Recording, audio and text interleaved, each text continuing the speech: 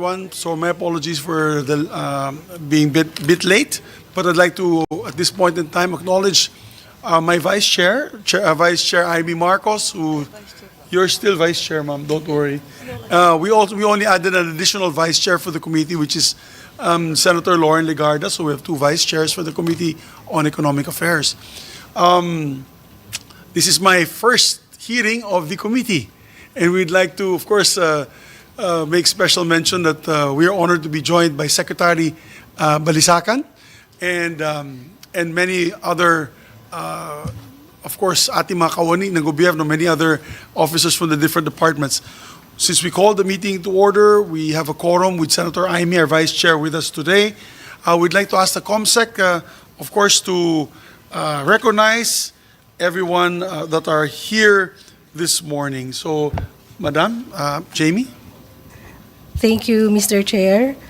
For the National Economic and Development Authority, we have Secretary Arsenio Balisacan, together with Undersecretaries Rosemaria De Leon, Attorney Melbourne Pana, Maria Monica Pagunsan, Joseph Capuno, Attorney Crystal Lynn Uy, Assistant Secretary Roderick M. Planta, OIC Director Desiree Joy Narvaez, Director Reverie Pure Sapaen, Director Kathleen Mangure, together with the technical staff, attorneys Jomil Baloro, John Mark Coles, Leody Barcelon, Rita Angela Rivera, Irene Angela Basco, Reynaldo de los Santos, Celso Crisostomo, Cristina Mortega, and Jean Rose Manlangit.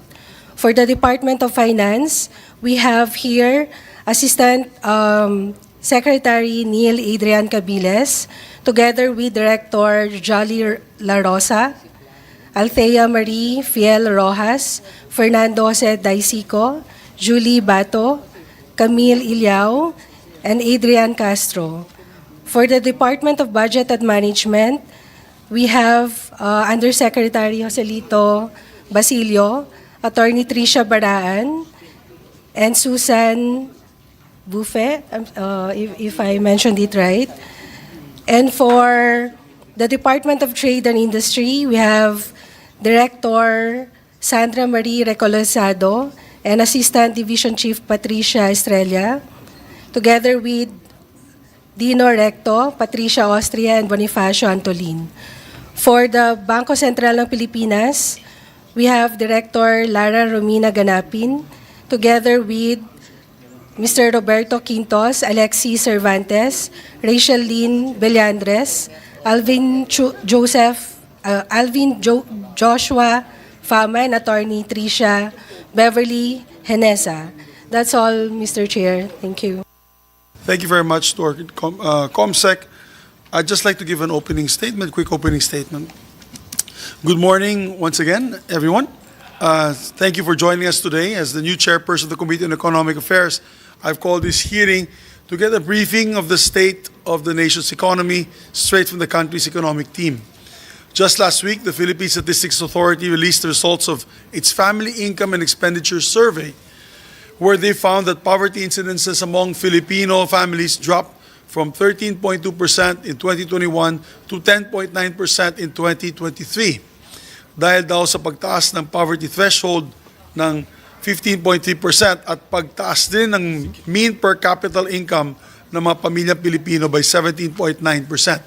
And before I continue, I'd just like to recognize our distinguished chairman of the Committee on Ways and Means, no other than Senator, and the hardworking Senator Sherwin Gatchalian. Senator, good morning. As I mentioned earlier, the numbers are good. Pero ang tanong, ramdam ba ito ng ating mga kababayan? At matutuloy ba natin ang pagbaba ng insidente ng kahirapan ngayong taon? In an SWS survey conducted June and July this year, they found that an alarming 58% of Filipino families consider themselves to be poor. This is what they call self-rated poverty. The highest cases among Filipino families since the height of the recession in 2008.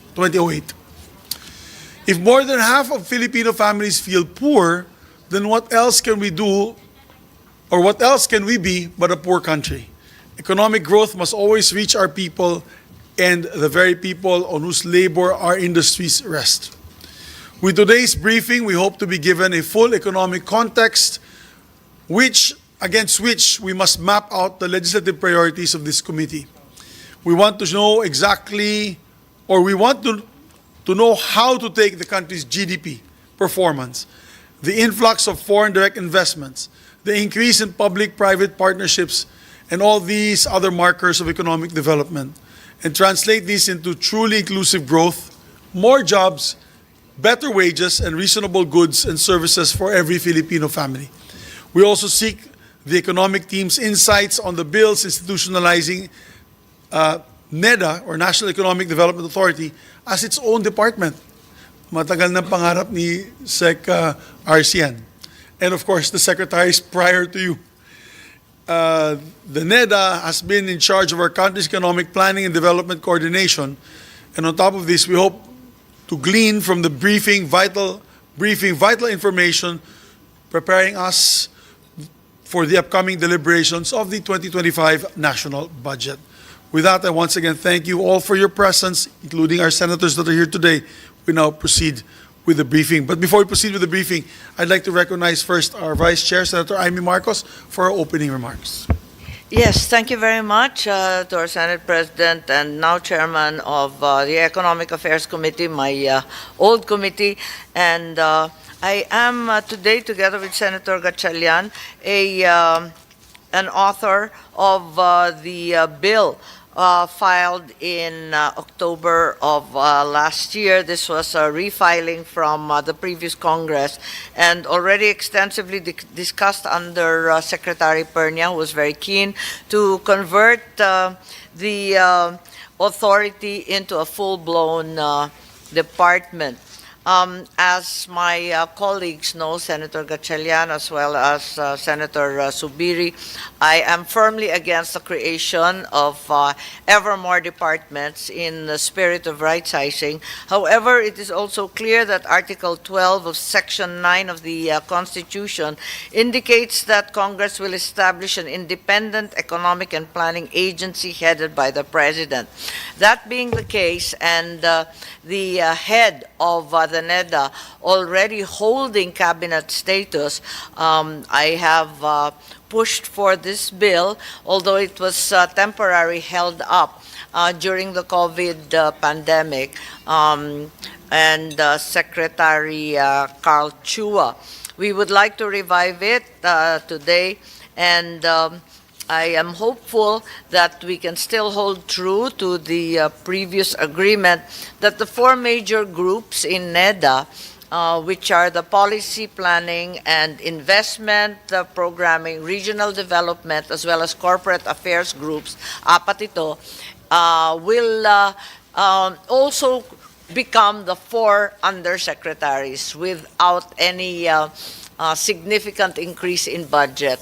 Under them will be the ASECs as well as the attached agencies that we're already familiar with, and the regional offices of NEDA that are already in existence in any case. So the attached agencies are the PIDS, PPC, which is already there, the public-private partnership, no additional budget will be required, Philippine Statistical Research, and the Volunteer Service, as well as the Tariff Commission.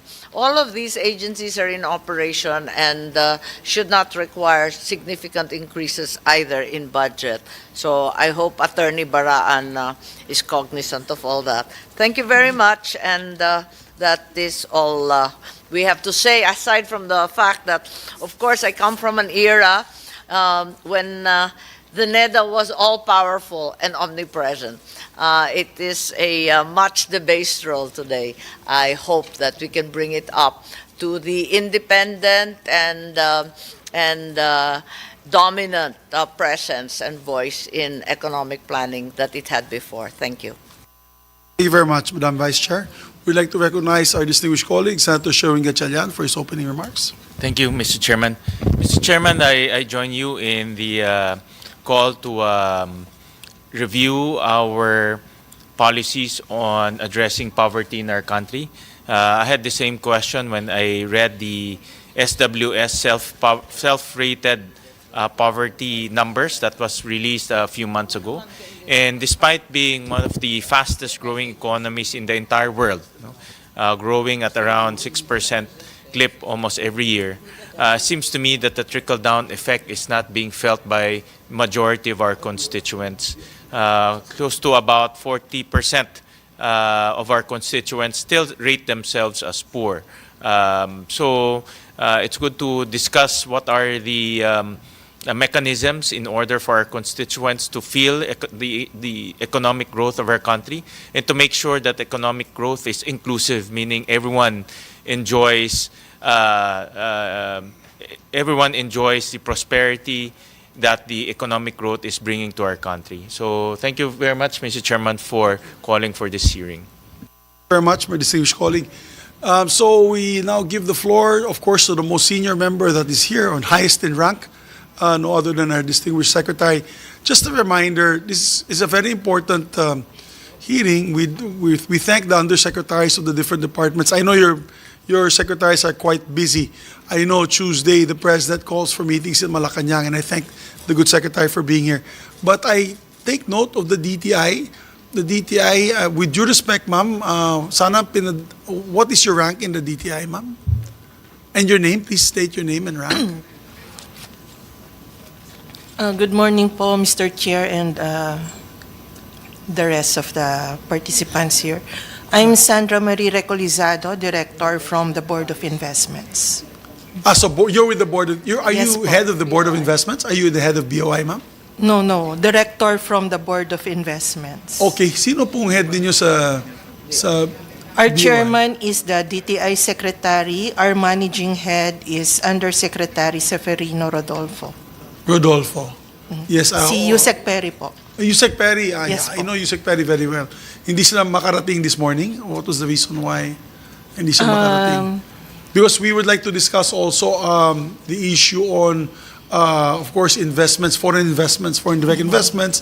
Ilan ang pinangako, ilan na bang dumating, ilan bang napako na hindi pa dumarating. I hope later on you'll be able to answer that. So please let the secretary know that these briefings are quite important. It's going to be far, and it's not going to be as productive as Senator Gatchalian's POGO hearings, no, that we'll have it every week. But kami po, once in a while na po tayo magpapatawag na economic briefing. We'd like to have Secretary Pascual, or at least the Undersecretary, yung si Yusek Perry man lang attend so that he can brief us. Yusek Perry is attending a dialogue with the U.S. Defense Department. The Defense Department. Yes. Aba, he's wearing the defense hat now. Maybe because of foreign investments on the defense side. But anyway, we can discuss that a bit later. Just a reminder. Yeah, okay. So let us now recognize once again our distinguished Secretary RC Balisacan, to give us an overview of the economic outlook of the Philippines. Thank you, Mr. Chair. Honorable Senator Mig Saviri, Senator Amy Marcos, and Senator Win Gatchalian, fellow workers in government. Good morning to all. Could we okay, let me start with some context, Mr. Chair. First is to note that this administration's Philippine Development Plan is a plan for deep economic and social transformation, and that's the plan that we are implementing since day one. Sec, favor, could you put the microphone closer and then speak a bit louder lang? I know you have a bedroom voice, but in today's briefing, lakasan mo lang. All right, Parang right. nagagalit ka na sa asawa mo. Ganyan, oh. Okay. All right. So I was saying that the programs of this administration is based on the Philippine Development Plan, PDP 2023 to 2028, and it's a plan for deep economic and social transformation. This is also the second medium-term plan to be anchored on the national long-term vision or ambition natin 2040. The overall goal of this plan is to reinvigorate job creation and accelerate poverty reduction by steering the economy back on the high growth path, and more importantly, begin the economic transformation for a prosperous, inclusive, and resilient society. In the next slide, Mr. Chair, is the framework of this plan, and this was launched in January 2023. It aims to create more high-quality jobs, sustainably reduce poverty, and transform the Philippines into a prosperous, inclusive, and resilient society. The overall strategy framework identifies the development and sectoral issues, proposes strategies, programs, policies, and legislative measures to achieve the plan's targets. The red section of the framework focuses on enhancing the capabilities of individuals and families to enjoy a prosperous life through human capital development, social services, food security, and social protection.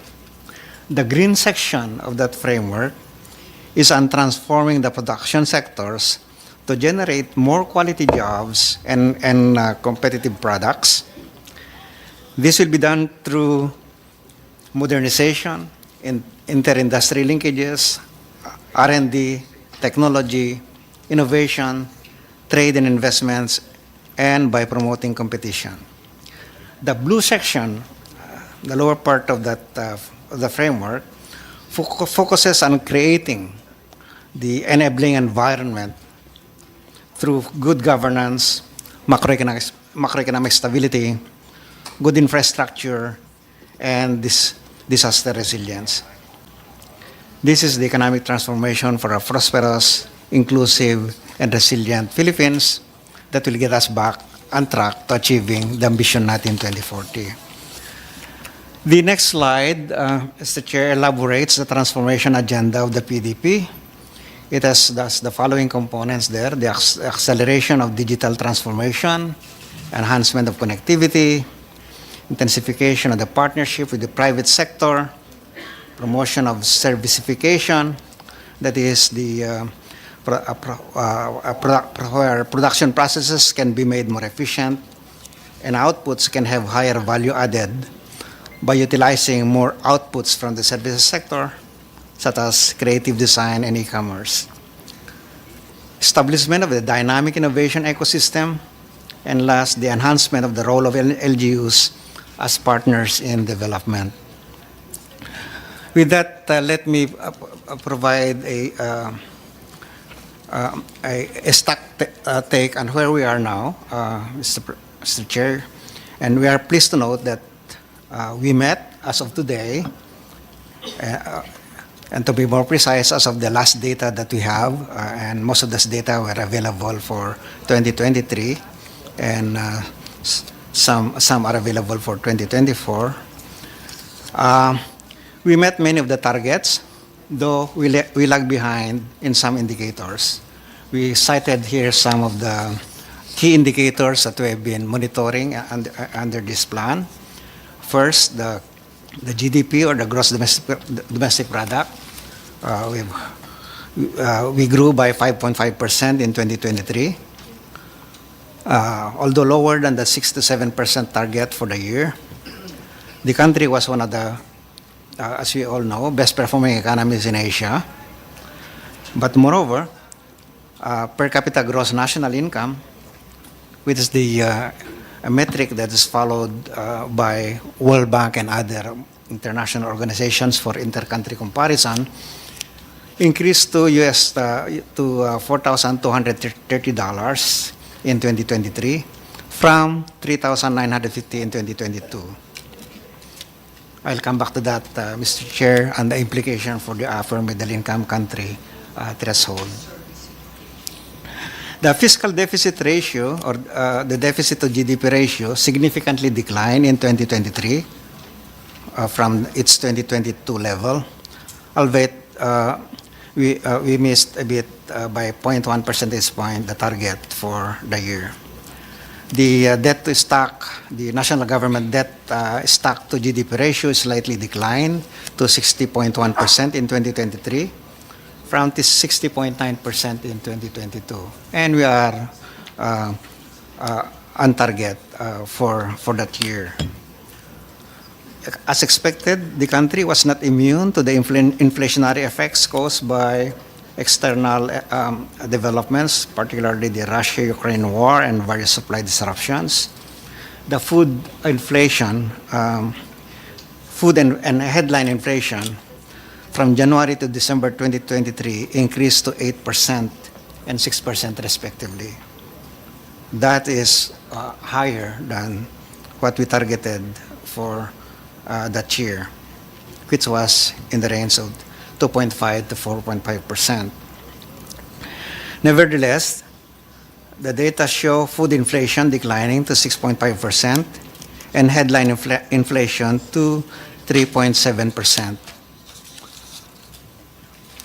With respect to other indicators, particularly on the labor front, we note that the labor market's quite robust. The unemployment rate in 2023 is at 4.6%, much better than the 2023 target of 5.3 to 6.4%. Underemployment was also has also seen a significant improvement, also reaching our targets.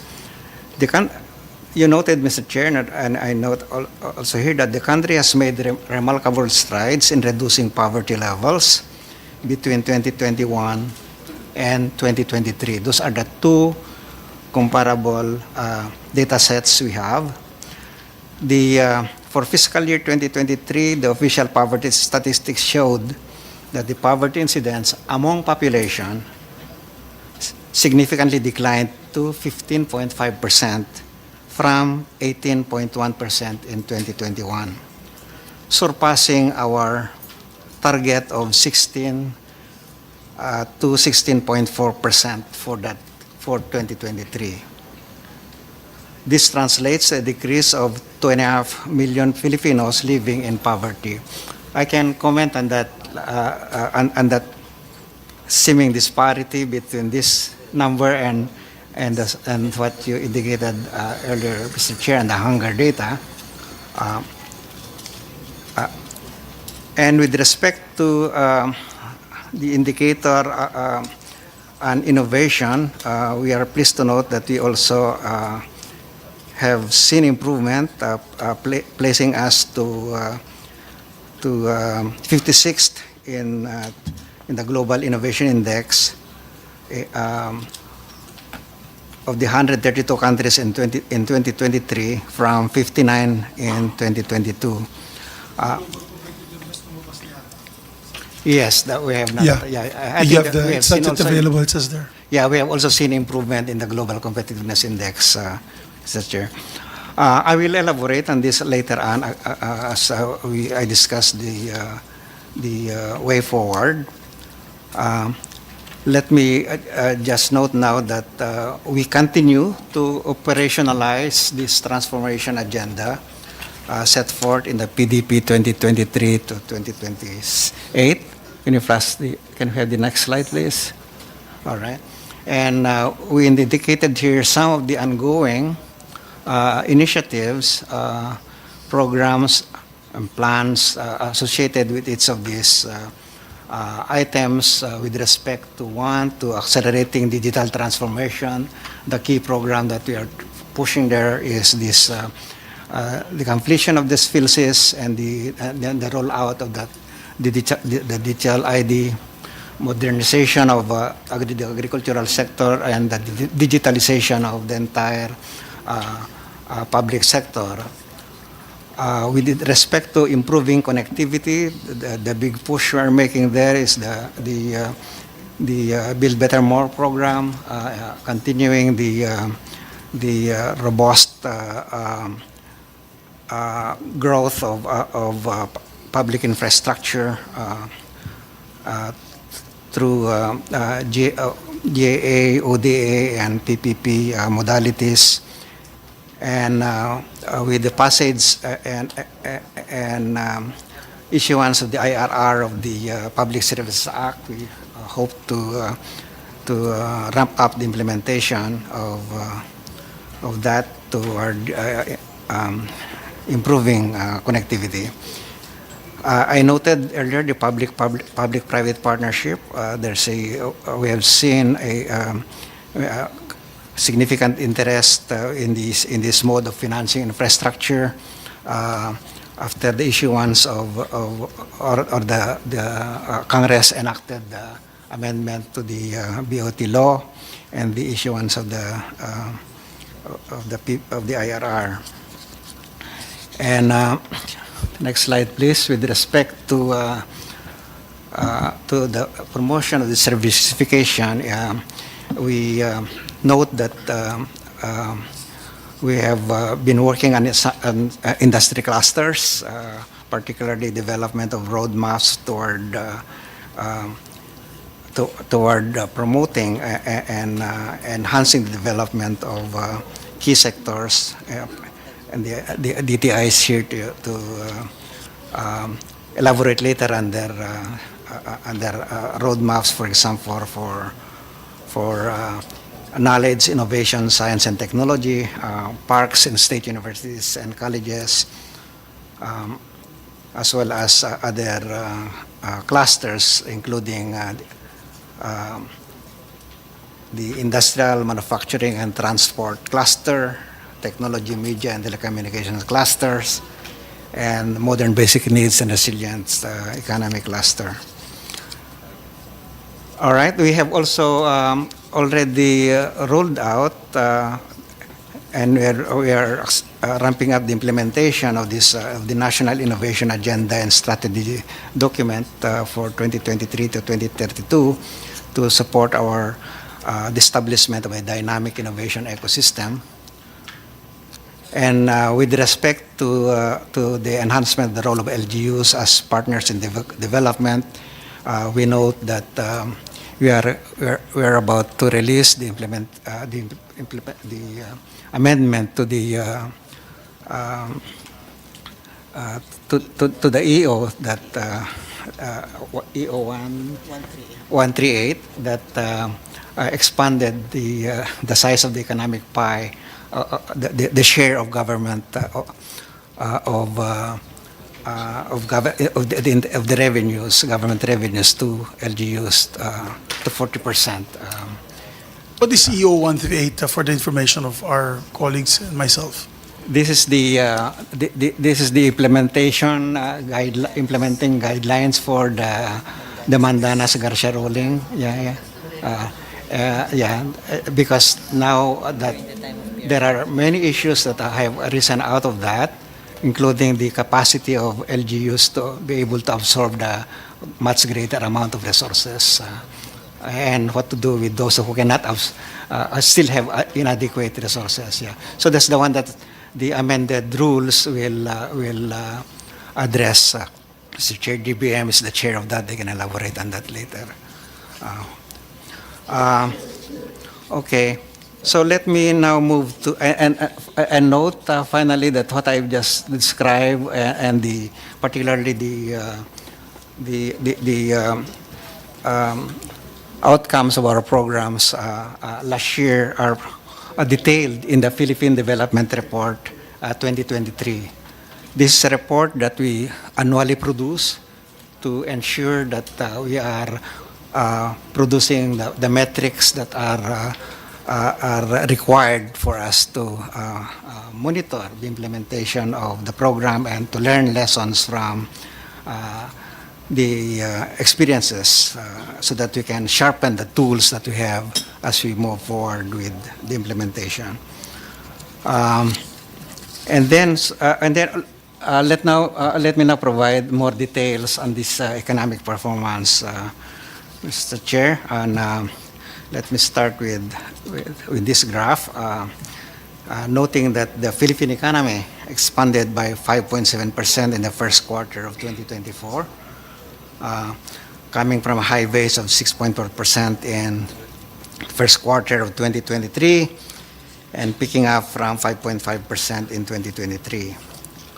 Again, we note that among the major economies in the region, the Philippines posted one of the fastest growth during this period. Of course, the fastest growing economies in the Asian region these days is India, growing at 7.8%, and India is 7.8%. 7.8%. Yeah. Yeah. Vietnam is 5.7%. China is 5.3%. Indonesia 5.1%. Malaysia 3.9%. And Thailand 1.3%. I'll come to the prospects for the country again in relation to these countries later. Okay.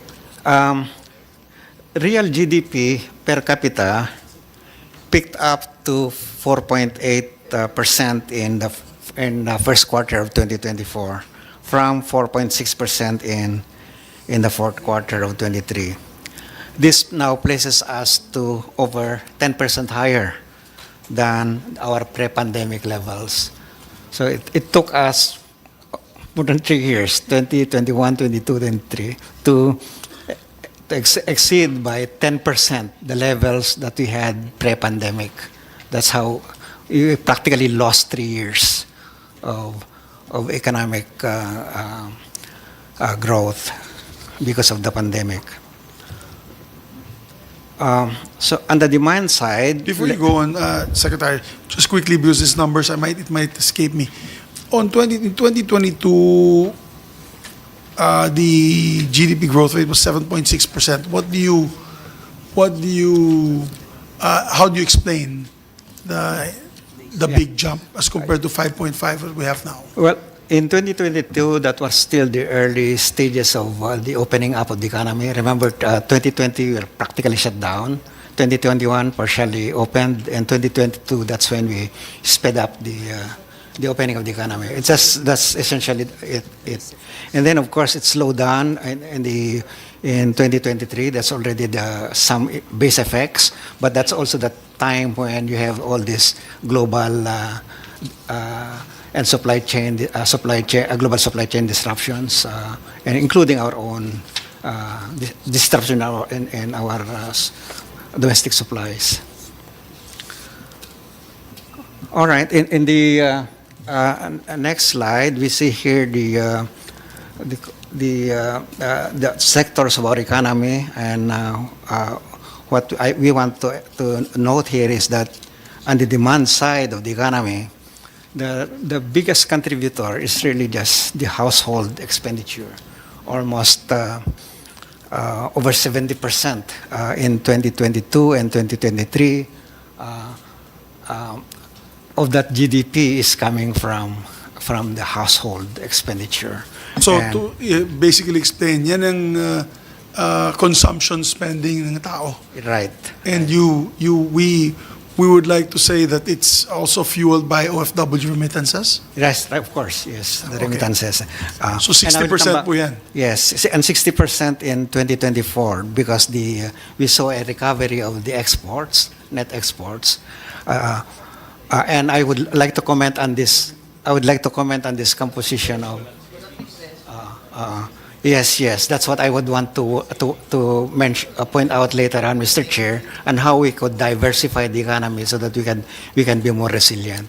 We are quite actually concerned about some pillars being too weak.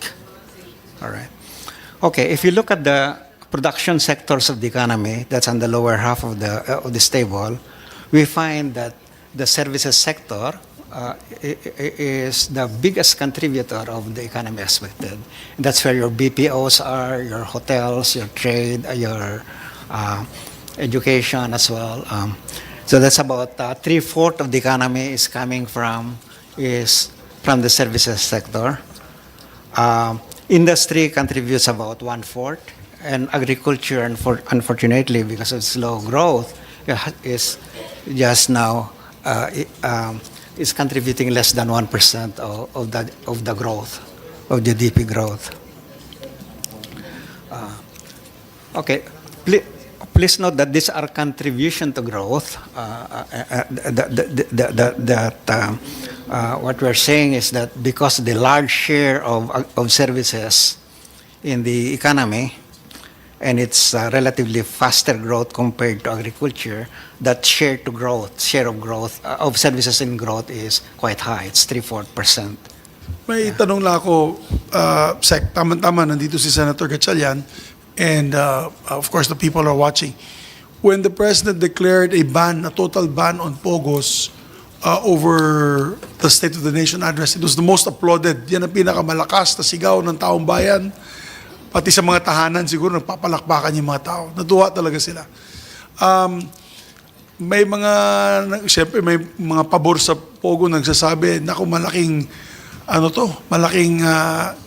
kawalan sa gobyerno, no? Income ng gobyerno. Officially, you're here now in a committee hearing. Please state the facts. Will this actually be harmful to our economy, or is it negligible, Secretary? The contribution of POGO in the economy as of the 2022, that's the latest number we have, is less than 1/2%. That's how small it is. Less than 1/2%. If you compare that with the potential gains that we get from, say, if you have an environment, a social environment that's not associated with crimes, with all this reputational risk, we could actually the gains of the economy could be much higher. For example, if China would completely ban the Chinese tourists to the Philippines because of that link with the POGO, we could easily lose 0.5 to 0.8% of GDP, which is much higher than what you are gaining from POGO.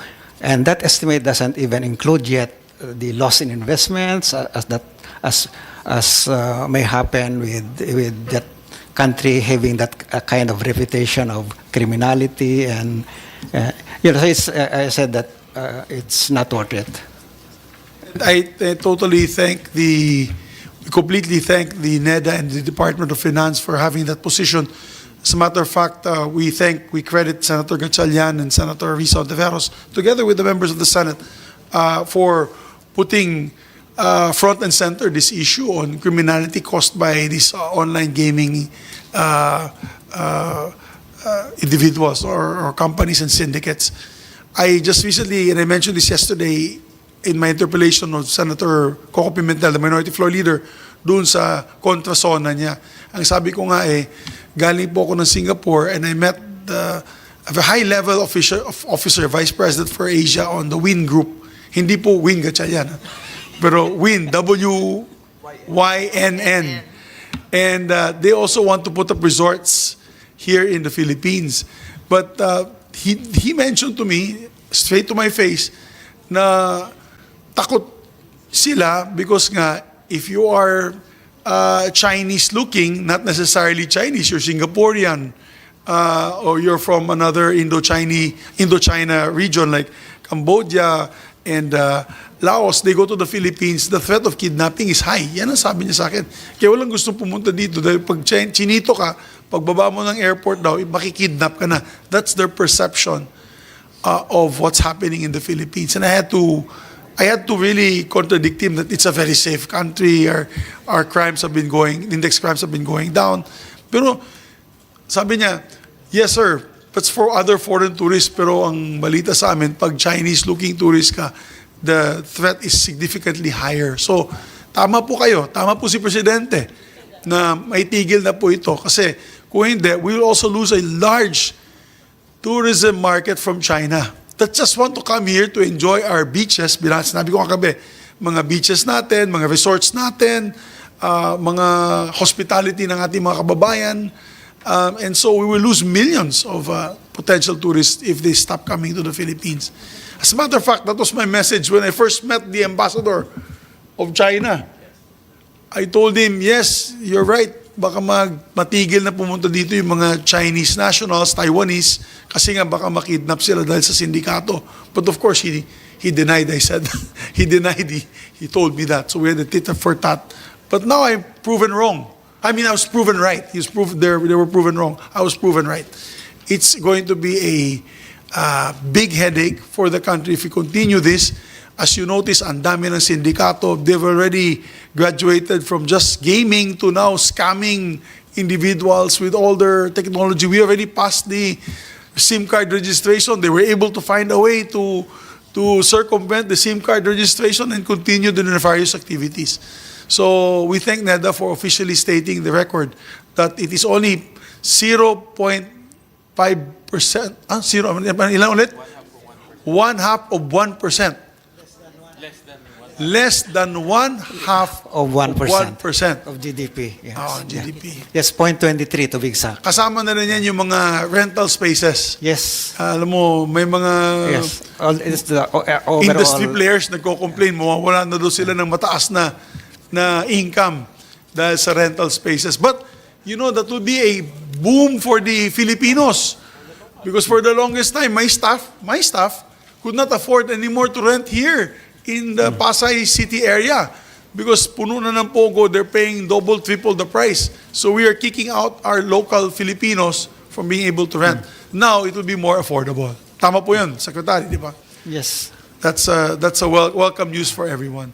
So, please continue, Sec.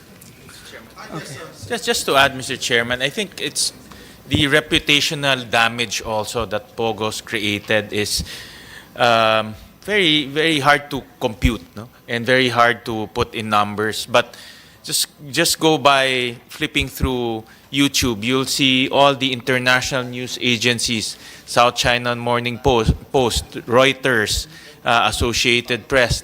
Every time there's a raid, every time there's news about human trafficking, and most especially torture, all of these international news agencies would report that it's happening in our shores here in the Philippines. And I also experienced the same with our chairperson, that whenever we try to court investors to come in, the first instinct or the first thing that comes to their mind is all of these international news agencies report, no? Especially on criminality. So I also thank NEDA for even early on, I think 2 years ago, making a strong stand against POGOs, because while we exact accountability to our economic managers to grow our country, but on the other hand, investors who are willing to come here but are scared because of the reputational issue and also what they read in the news is the one hindering a lot of these investors coming into our country. So and also going by with the rent, the chairman mentioned about office space and rentals. In fact, I was reading the analysis of various real estate companies.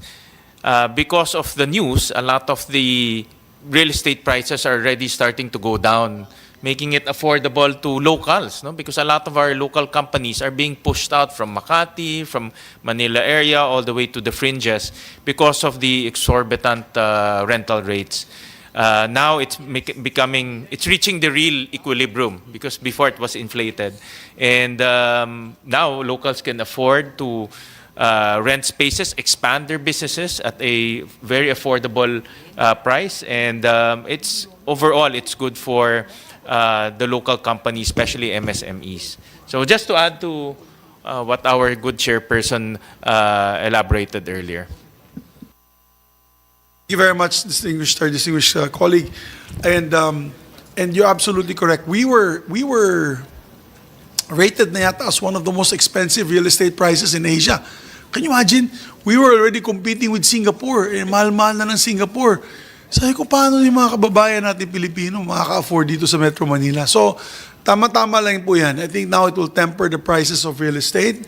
More people can afford to buy and rent spaces, Filipinos can rent spaces in expats doing legal. I mean, even expats were complaining. I mean, I've spoken to French, British, foreign expats, American expats. They were having a hard time renting kasi presyong POGO nga daw yung rent ng mga bahay na yun sa mga Forbes, tsaka sa Dasma, tsaka sa Sanlo and all that.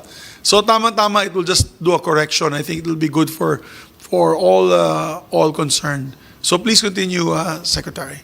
So our dream is to bring down the household expenditure for our GDP to more manufacturing, to more exports, to more services. Tama po yun, Secretary. More investment, yeah. And foreign investments, yeah. Okay, next slide, please. All right. This is just to show that all the sectors of the economy have already surpassed their pre-pandemic levels as of the first quarter of 2024. Only, in the next slide, only two sectors are still struggling. One is the mining and quarrying.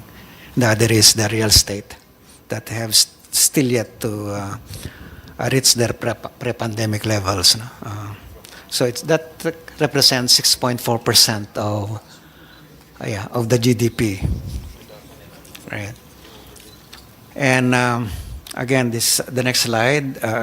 This shows the real GDP per capita. As I said earlier, it has already exceeded the pre-pandemic levels by Q1 2024. Now, this is quite interesting. What you see here is a quite very buoyant labor market where you see a declining trend in the unemployment and underemployment rate. The current unemployment rate of 4.1% is actually very low compared to 2 decades ago. Well, it's the lowest since about 2005, and it's a number that's almost comparable to even mature economies. But what I will point out later and will elaborate later is what we need is really not just more employment at this stage. It's the quality of employment that's even more important. And that's the one that will deliver sustained. Alam mo naman, Secretary, dito sa Senado, we push for labor rights and labor wages very seriously. And although the numbers are quite rosy at 4.1%, pero all surveys, self-rated poverty, mataas. Yeah. Ibig sabihin po, wala po silang, yung employed nga po sila, pero yung nauuwi po nila, hindi sapat sa pang-araw-araw nilang gastusin ng kanilang mga pamilya. Would you care to comment, Sec? Yeah. I'll come back to this later, but just to point out now that the way employment here is measured doesn't take into account the quality of your employment. Whether you are working just 2 hours a day or 8 hours a day, it's the same count. Now, many of these employed people are in the very informal sector, very highly unproductive sectors, like watching your sari store that hardly sells 500 pesos a day. They are still employed, but that's not the kind of employment that we really want our population to have. We would want this enduring, higher earning, and that's why we have been pitching for investment, and I'll come back to this. That's why our pitch here is to diversify the sources of growth, the pillars of growth, so that we are not just dependent on consumption, we are not just dependent on services. That is the major concern now. It's not so much the employment level, it's the quality of employment level, it's the transformation that we want to see in our economy. All right. In the next slide, we see here the approved foreign investment. We are highlighting this because to get that quality of employment, you need massive investments. There's no shortcut. We need massive investments. And it's not just domestics, but also foreign. Now, these numbers tell us what DTI has been collecting, the approved investment, for approved foreign investment versus what the BSP has collecting as actual foreign investments, realized investments. That's in the We'd like to ask. right-hand side. We'd like to ask you about that, Secretary. I remember when I was still Senate President, and we'd go together with the President selling the country to different countries as well, foreign countries, to invest in the Philippines. I recall that the President had mentioned that he would want a team that will actually follow up the actual investment. Hindi lang yung pledges, kasi yung mga pirma-pirma, hanggang pirma lang yun, wala namang pumapasok dito.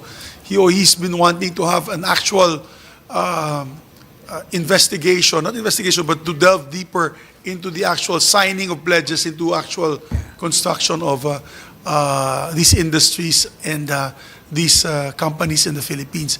Do you have that? Were you able to move forward from the numbers that they had pledged to the actual number of companies that were constructed and operated, or in the, of course, in the process of being building in the Philippines? The actual numbers, those are captured by our statistical system, the Philippine Statistics Authority, as well as which also it captures from the BSP data. Those are the realized ones. The approved ones, those are recorded by DTI, and they have a summary of those. Now, understandably, there's quite a long period from pledges to actual realization, because some of this will require due diligence by the investing public, feasibility studies, financing, and so on. So there's likely some. It's not something that pledged in 1 year, and then that same year you see the investment. It doesn't work that way. In fact, for the solar, for the renewable energy projects, I just discovered that it would take 5 years from intention to actual. Yes. So it is not that, but the president wants to see these decisions to be quickened and the realization of these pledges. He created, in fact, the Office of the Special Assistant for Investment and Economic Affairs, precisely for that. Yung may kay Secretary Go? Yeah, that's right. Secretary Go's working hand in hand with DTI to ensure that those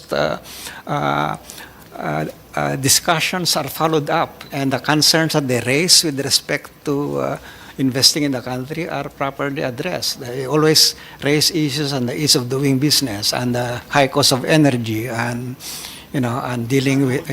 Sinasabi ni President, we have to handhold them and help them when they enter. It's not just a mere signing, picture taking, but the department should follow through. So that's why, ma'am, napakalaga ng DTI, Madam Recolizado. So that is why this is very important that the DTI is here as well. Maybe on a succeeding hearing, we can have a second hearing, so that they can explain to us what has been happening in terms of investment pledges with the President. 2 years have already passed, and I see the frustration of the President na gusto niya, ayaw nga niya ng groundbreaking, gusto niya ribbon cutting eh. Sabi niya, mas invite me na lang to the ribbon cutting para mabilis yung galaw. So it would be important that at least the BOI Board of Investments head would be here to give us an actual number of those companies that have already started construction or have started operations in the country. Or else all these figures are for naught. All the billions of dollars that they're saying is actually nothing but sugar coating. And that is also frustration of NEDA because, as you mentioned earlier, the quality of jobs that these people will be working in rather than in informal sectors like sari-sari stores and the like. So please continue, Secretary, and I'll just have another hearing together with my colleagues on the DTI on that particular issue on investments. Okay, thank you. Next slide, please. Yeah, okay. Let me turn to inflation, which I'm sure particular interest here. The country's overall inflation is to 3.7% in June 2024 from 3.9% in May 2024. Now, you note there, Mr. Chair, that since around July, August of 2022, food inflation has always been higher than non-food. As you can see in the red line above the blue line, with the blue lines, their headline, the one we read in the newspapers. So the food inflation has been the major source of that headline inflation.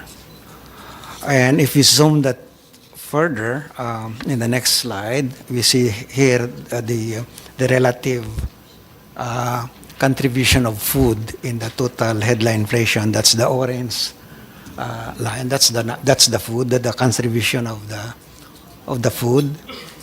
And as you can see, starting from January of 2022 or February of 2022, you see that contribution of food rising, and until today, that's the major source of inflation. And if we zoom that further, if we go inside the food inflation, in the next slide, you see the contribution of rice, right? And starting in around July of 2023, you see the contribution of rice inflation dominating the food inflation. And that's the reason why people are saying, I'm hungry, because you have a very high proportion of our people that are so just dependent on rice, and that's the rice that's causing the inflation. And so it continues today, and still it is a major challenge, although the President and Cabinet has already did something to temper the food inflation, particularly rice inflation, and that's by addressing the tariff issue, and temporarily at least, while the world prices remain elevated. So that's where the problem is. And looking forward, Mr. Chair, the outlook for inflation, if you look at the next slide, that's we expect to see headline inflation reaching 3.1 for by 2025. Our target is 2 to 4%, and so at the moment we are there already. We are there already insofar as the headline inflation is concerned. But as I said, the food inflation remains high. So, has it helped, Secretary, the lowering of rice tariffs? Has it helped on the pricing? Have you monitored? Maybe the DTI can answer. Has the DTI monitored the prices of rice? May konting baba from what, from 60 pesos to 55, or what's it, from 55 to 50? Ano bang? Anyone have any idea? Ako, alam ko. Sige, si Ma'am Amy. Bumaba ng konti, pero erratic ang supply. Yes. Kasi the bodegas, the millers, the traders are holding on to stock. It's not an easy problem because on the one hand, if you look at the forecast of rice prices globally, it's expected to decline in the longer term, but as of today, it still remains elevated. For so long as those prices are expected to remain elevated, of course, there are incentives for traders, for millers to hold on to their stocks. But at the same time, what we want to ensure is that that any manipulation there can be addressed, and that's where we need a tight monitoring, and even if I know Senator Amy will comment on this, but precisely what the Philippine Competition Commission should be running after, looking into deeper this. But when I left the PCC, that was a major concern for us. We ratified the Anti-Smuggling, Agricultural Smuggling Act just recently, so the President will be signing it into law. Hopefully that will help our costs, the country's costs of bringing down rice prices. But at the same time, we really have to find how we can find a way to solve this anomaly of rice prices in the Philippines. Kasi I had the meeting, in our diplomatic corps meetings, I always ask the ambassador of Thailand, the ambassador of Cambodia, of course Vietnam, magkano yung presyo ng bigas nila doon. Ang presyo ng bigas nila doon sa Thailand, as of today, when I talked to him, was 25 Thai baht for, about 20 Thai baht sa pinakamahal nilang rice. So that's basically times 1.5, no? So mga 30. But an average daw of about 25 pesos to 30 pesos in Thailand. In Cambodia, it's cheaper. It was about 25 pesos. I'm talking about the equivalent in baht, 25 pesos. Sa Vietnam, lalo na ang mura. So we really have to find a way how these people, how these countries can be able to serve their populations with cheap rice. Tayo kasi parang naging gold yung rice, kasi rice is life. So it's like the most important commodity next to oil, I think, next to gasoline and crude oil. So nagiging commodity siya na talagang pinagsasamantala ng mga traders. So we really have to figure out that way of solving that. What many don't realize, Mr. Chair, is that compared to the 1970s, we had quite a very successful price reduction program in the 70s up to the early 80s. But then population was only less than 50 million at that time. Right? Today, that's more than double, and yet production has hardly, so it's, but also the productivity. We haven't invested enough, for example, in irrigation. You could have easily doubled production if you have more reliable irrigation systems, but we are not investing sufficient.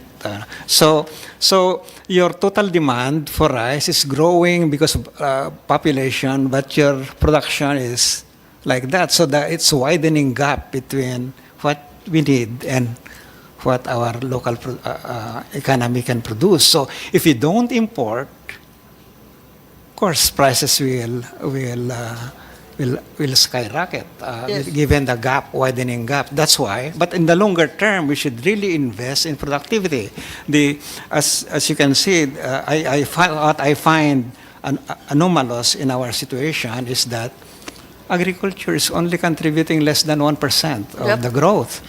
When in countries at similar levels of development like us are delivering more. Agriculture is delivering. So that's why we really I can give you one simple answer, Your Honor. Aside from the fact that we have calamities left and right, both man-made and natural,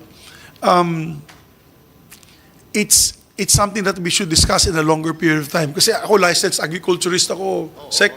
So kakakuha ko lang ng oath ko as a licensed agriculturist. I'm a Los Baños grad. So, and even my master is environment and natural resources management, upland management. And it's really the problem of land. It's also the problem of land. I mean, there's very difficult to consolidate land in the Philippines. Overlapping titles, overlapping claims. And because of that, nakatiwangwang yung lupa sa probinsya kasi nobody wants to touch it with a 10-foot pole. I mean, a Senator Gatchalian, who's a businessman, can go to Bulacan and try to aggregate land of 100 hectares to plant rice to make a corporate farm. The law prevents him from doing so. unless he rents it. But renting it is too expensive and too tedious, especially when you have to talk to 30 or 40 families to consolidate the land. Land consolidation is very difficult. So that is another topic that I think we have to take up. I would like to file a bill to allow land consolidation once again after the Agrarian Reform Program. I know it's very controversial. Very controversial yan. Ako, for the record, I agree on social justice. Yung walang lupa, bigyan ng lupa. Pero pagkatapos po ng 10-year prescription period, may 10-year prescription period na hindi pwedeng galawin. Pwede na pong maibenta ng may-ari yun kasi alam mo, nag-graduate na sa 4-piece. Wala na sang farm worker eh. Yung farmer na binigyan mo 20 years ago is now 65 years old, cannot anymore till his land. But he wants to sell it. He cannot sell it under the law. It has to go to another beneficiary. So, hindi niya may benta, ayaw naman ipag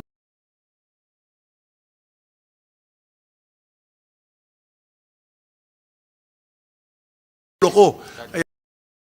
Kaya amin ito. So, it's a mess, to be very honest. That's why agriculture is suffering, to be very honest about it. But, if we allow land consolidation later on, eventually, we should pass the National Land Use Act. Why? Because we don't want land consolidation to be all converted naman to malls and subdivision.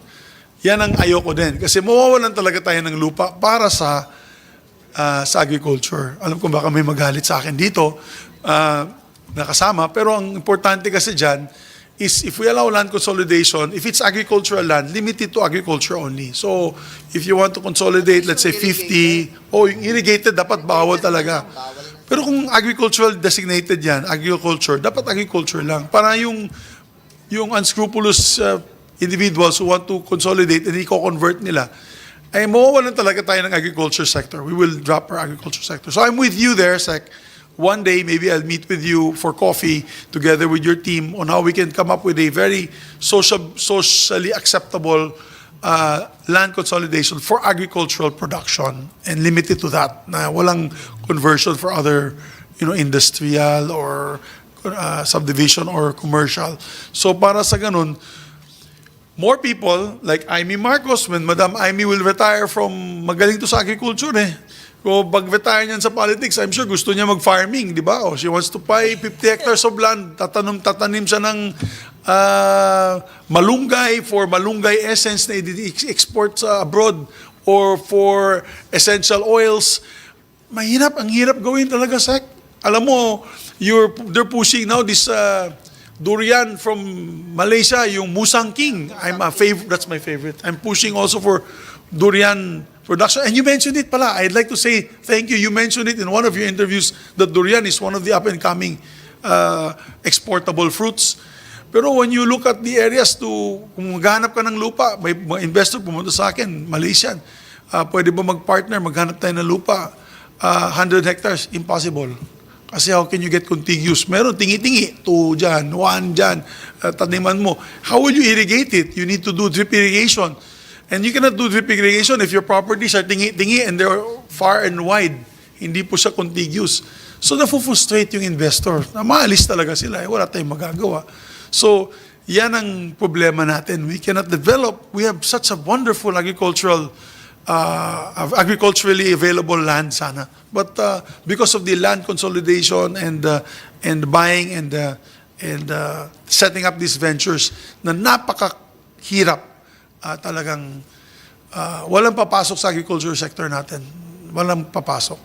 So, I was the speaker in the yung licensed, it was the Convention for Licensed Agriculturists, the summit. Nung binanggit ko sa kanila, palakpakan sila. Pero nung sinabi ko, para sa agrikultura lang, hindi pwedeng i-convert, pag napasa na natin yung Land Use Act, lalong sumigaw yung mga tao, tama po yan, ganyan.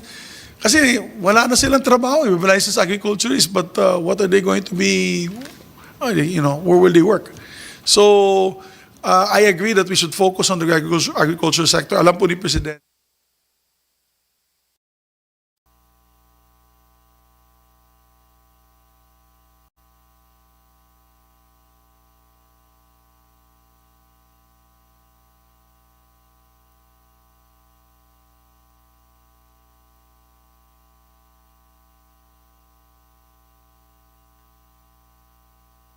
Please, I'm sorry I disturbed your presentation. Yes, I just was a little disappointed that so far the only thing that I've seen with regard to cheaper rice is really the constant lowering of the tariffs. Naka third round na po tayo, hindi naman bumababa ang presyo. Nag-umpisa tayo sa 50% and it's gone down to 35. We're now at 15%. Kailanman hindi naman bumaba ng konti, 3 to 5 pesos, largely insignificant. So a very quick review of the proposed GAA for 2025 does not indicate any significant change in our agricultural policy. How much does NEDA participate in all the DBCC and hearings? Like I said, I came from another era when NEDA and Dr. Sikat were God. So I'm very, very perplexed that there's nothing significant in both the DA budget and the DENR budget, which should be in tandem now that titles are being distributed. The condonation is in full swing. Certainly, rural development should be in the offing, but it doesn't seem so. Like Senator Subiri mentioned, there is no mention of serious consolidation of land, of scaling up, of investment in agricultural infrastructure. In fact, they further debased the irrigation budgets, and there is no real effort to build great silos and post-harvest facilities. What's the score? Are we not going to see any action on the government end aside from tariff reductions? I mean, how much more can we reduce from 15%? Nasa zero na tayo sa susunod. With respect to that, my view, and the decision made, that the tariff of 15% is temporary. If the world prices will I beg to disagree po, Secretary. It says 2028, di po ba? yeah, but That's hardly temporary. That's no, ma'am. they put it together with the codification of the tariff scales. Yeah. So it ended up being a 5-year period as well. So hanggang 2028, that's hardly the 6-month to 1-year period that we understand to be an emergency measure. In the EO 62, ma'am, may phrase doon na nakalagay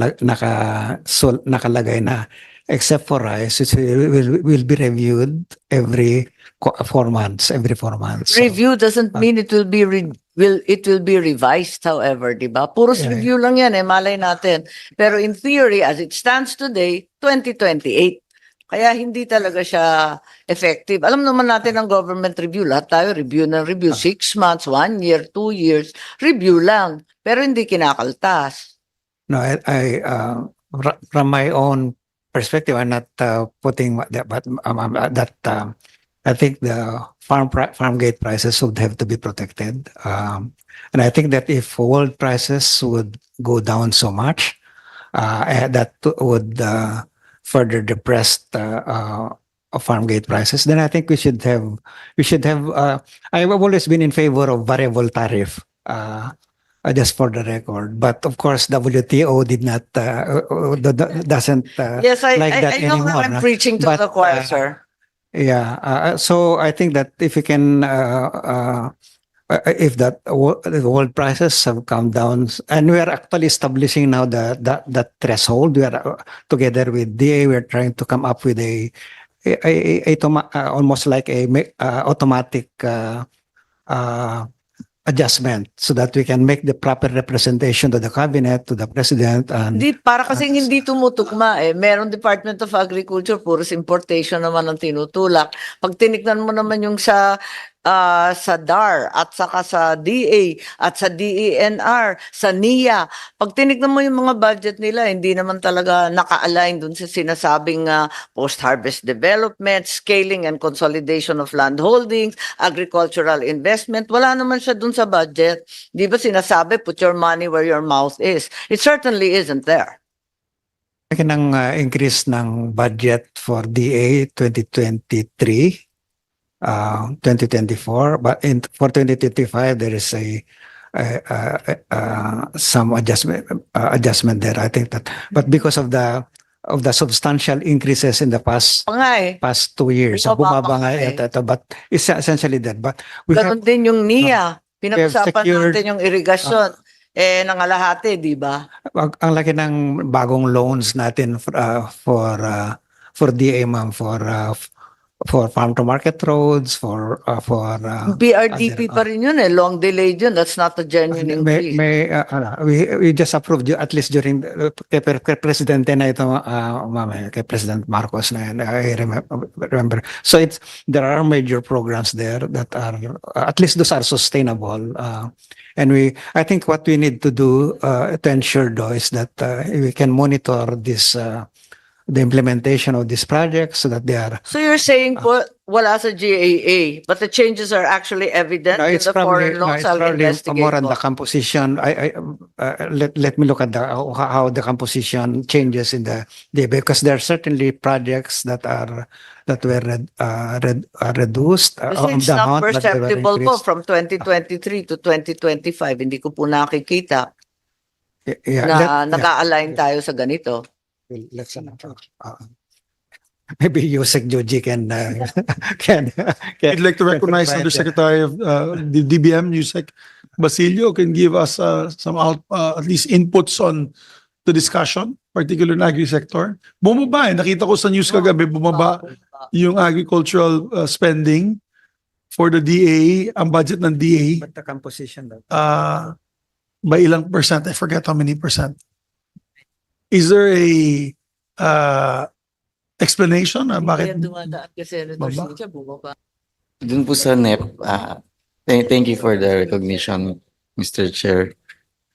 So, as presented yesterday, in the submission of the budget, the DBM indicated that for the development of our agriculture industry and achieve food security, the agriculture sector comprising of DA, Department of Agriculture, its attached agencies, and the Department of Agrarian Reform will use its 211.3 billion allocation or 3.3% to support our farmers and fisher folks. So parang diretso.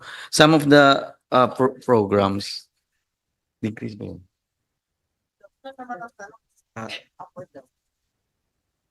Cellphone namin.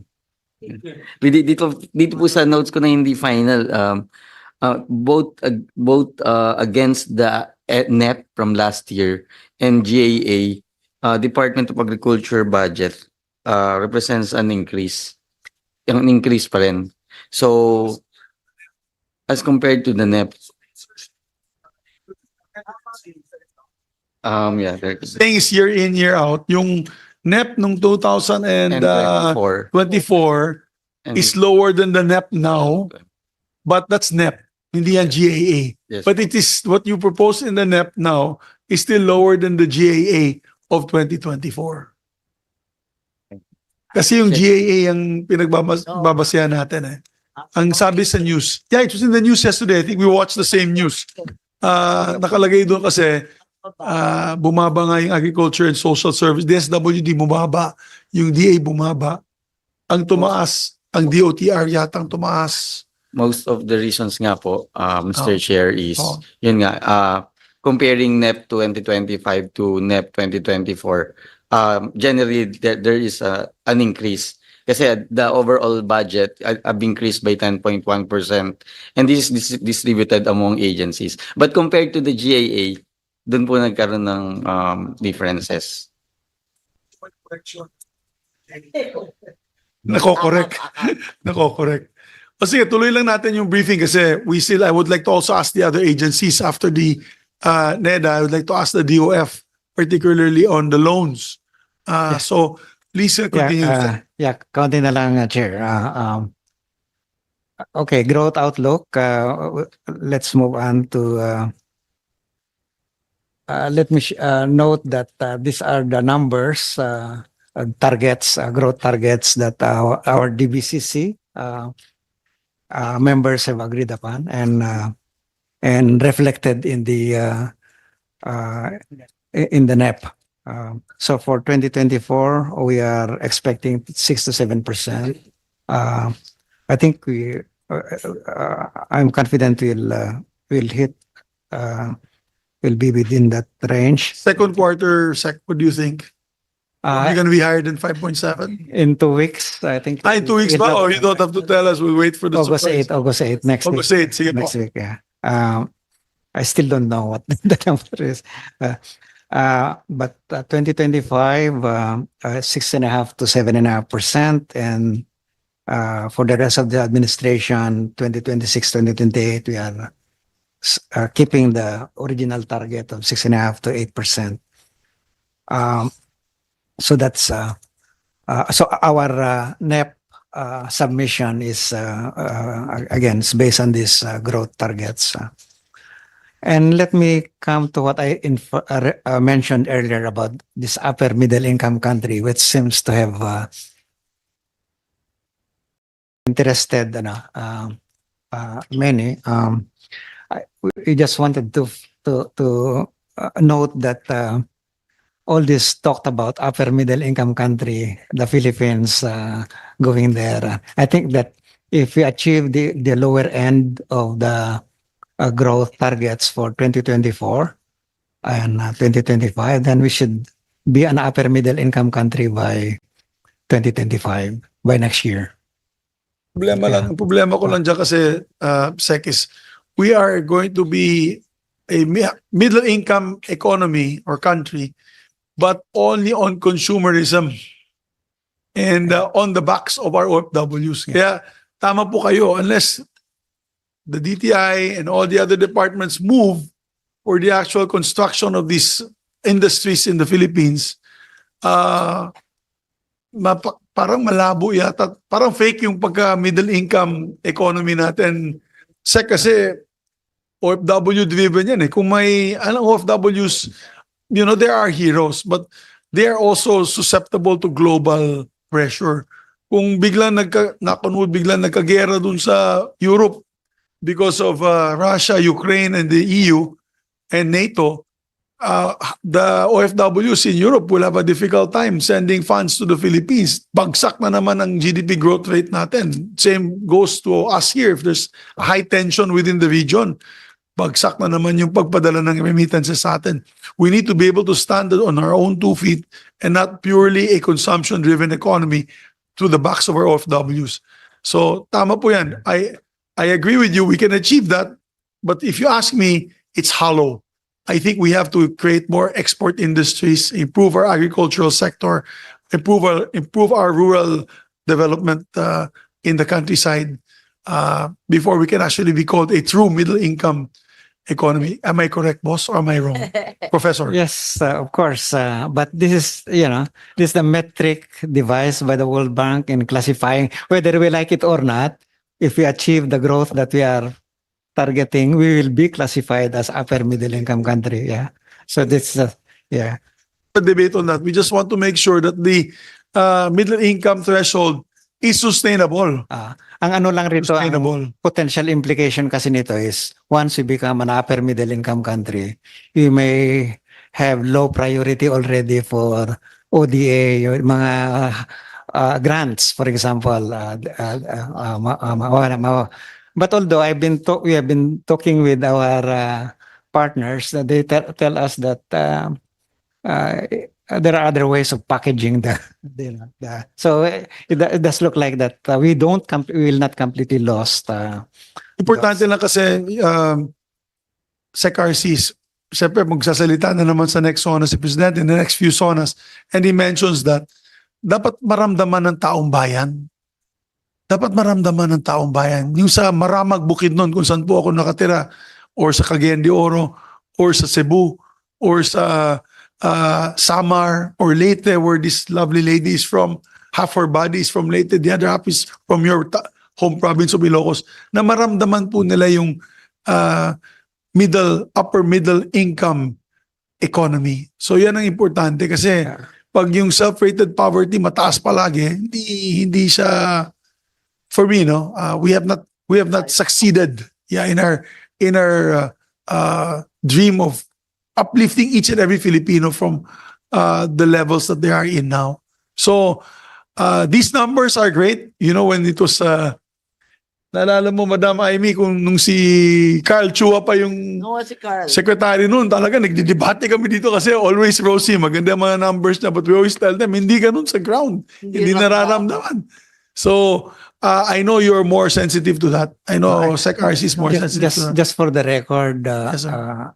Chair, no, I think one thing that's different this time, despite the inflation that we have seen, is if we look at the 2021 and 2023, what we notice is the increases, the proportionate increases in the real incomes after adjusting for inflation of the bottom 20% of our population was faster than the top 20 or 30% of the. So that means it's inclusive.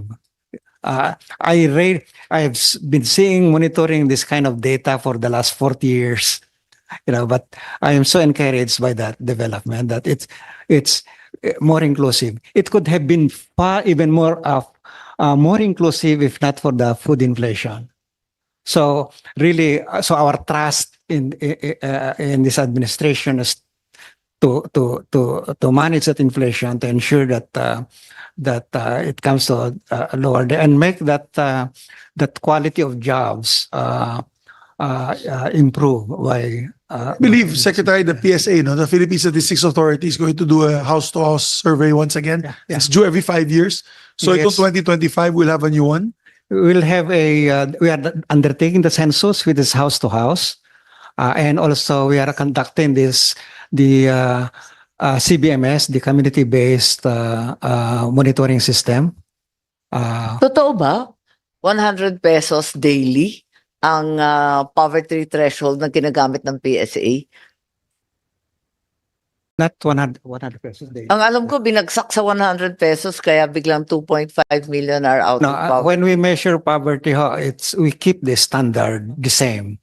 We adjust for the inflation, but that's it. We do not change the purchasing power of the. Ayun na nga, pero yung 100 pesos katatawanan na eh. Hindi nga kasi what we wanted to make sure is that as we are comparing one year with another, we are using the same 12, meter. That if you are using 12-inch ruler, it's 12-inch ruler everywhere. You're doing a house-to-house census now. Yeah, I we think are. throughout the country. Yeah. We'll get a clearer picture Yes. very soon. Yes, and this time because it's already computerized, Yes. electronic, you will get the result immediately after the end of the year. My Fantastic. PSA contact just corrected me po. It's not 100 pesos a day, it's 79 pesos a day. Per individual. Seryoso ba to? 91 person per day. Per person per day. Per person per day at 79 pesos? 91 pesos. 91? Ang sabi sa akin, 79 na lang eh. Ang layo naman sa katotohanan. Baka hindi pa adjusted for inflation yan. Kasi as we come up with a new number, with new data in, for example, yung last natin is 2023, we adjust the threshold.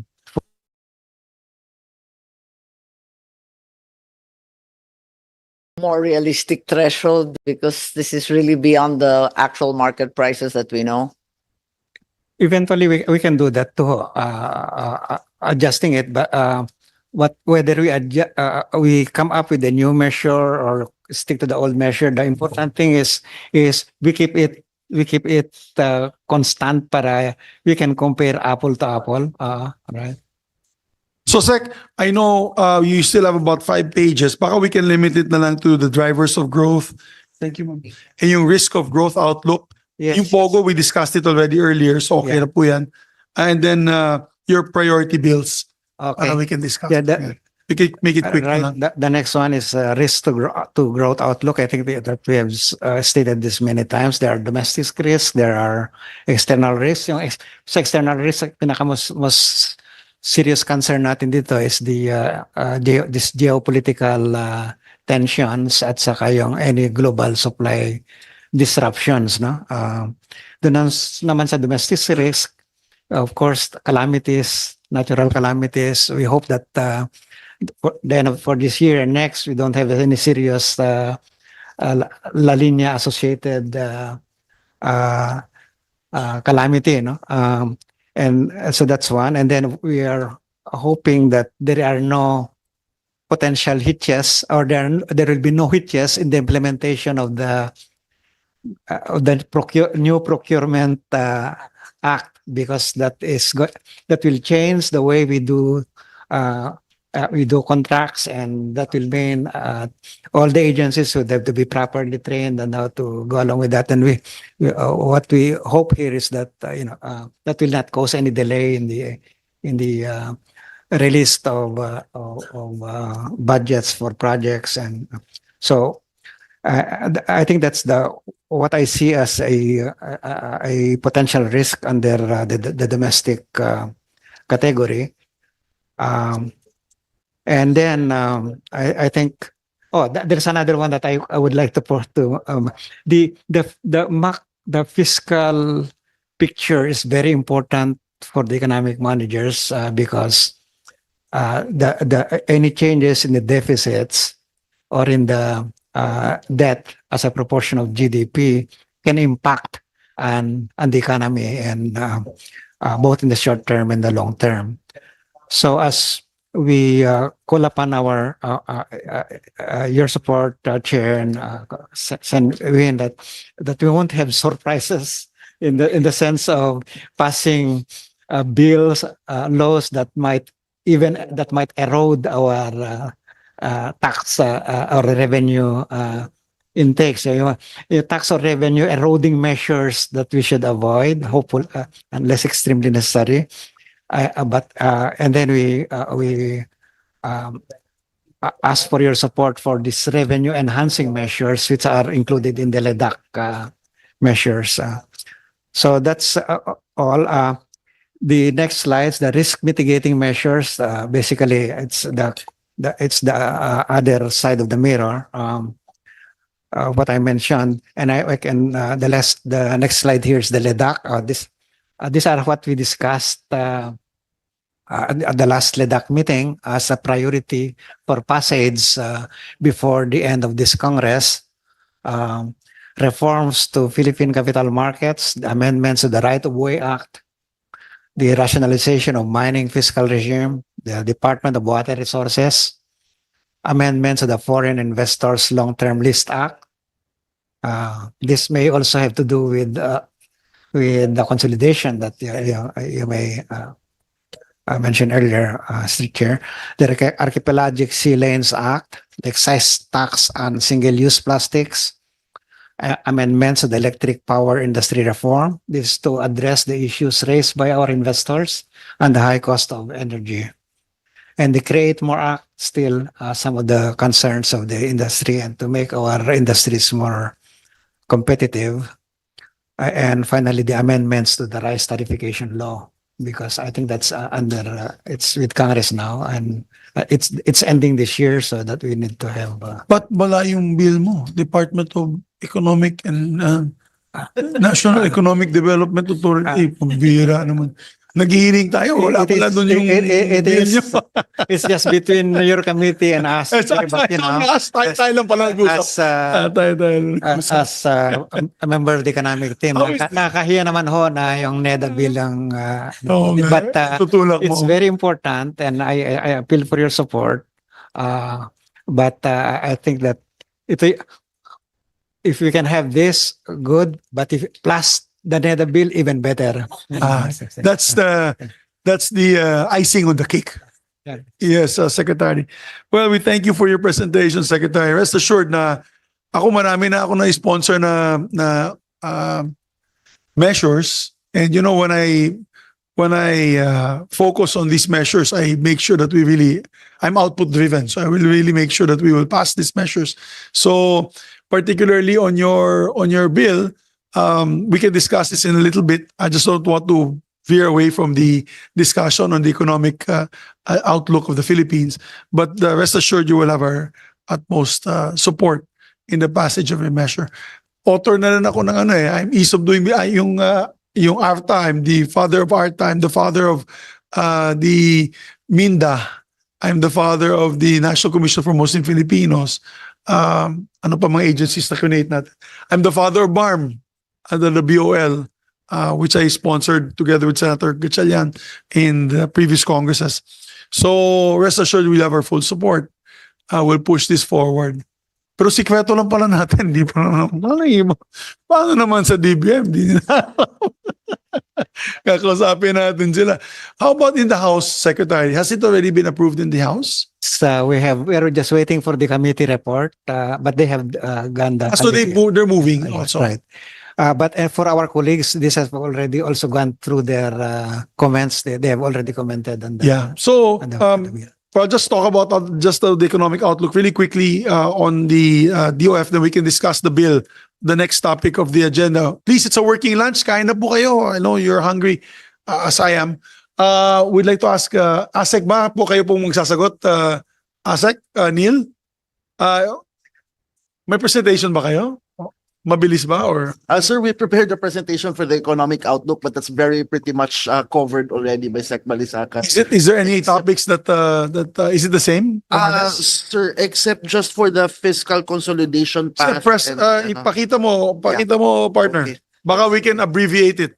Yeah, okay. Kasi some of these figures was already Yes. taken up by our dear secretary. Yeah. Kain ni Senator. Okay. Yeah, we can go quickly to slide 9. Yeah, next slide. Yeah.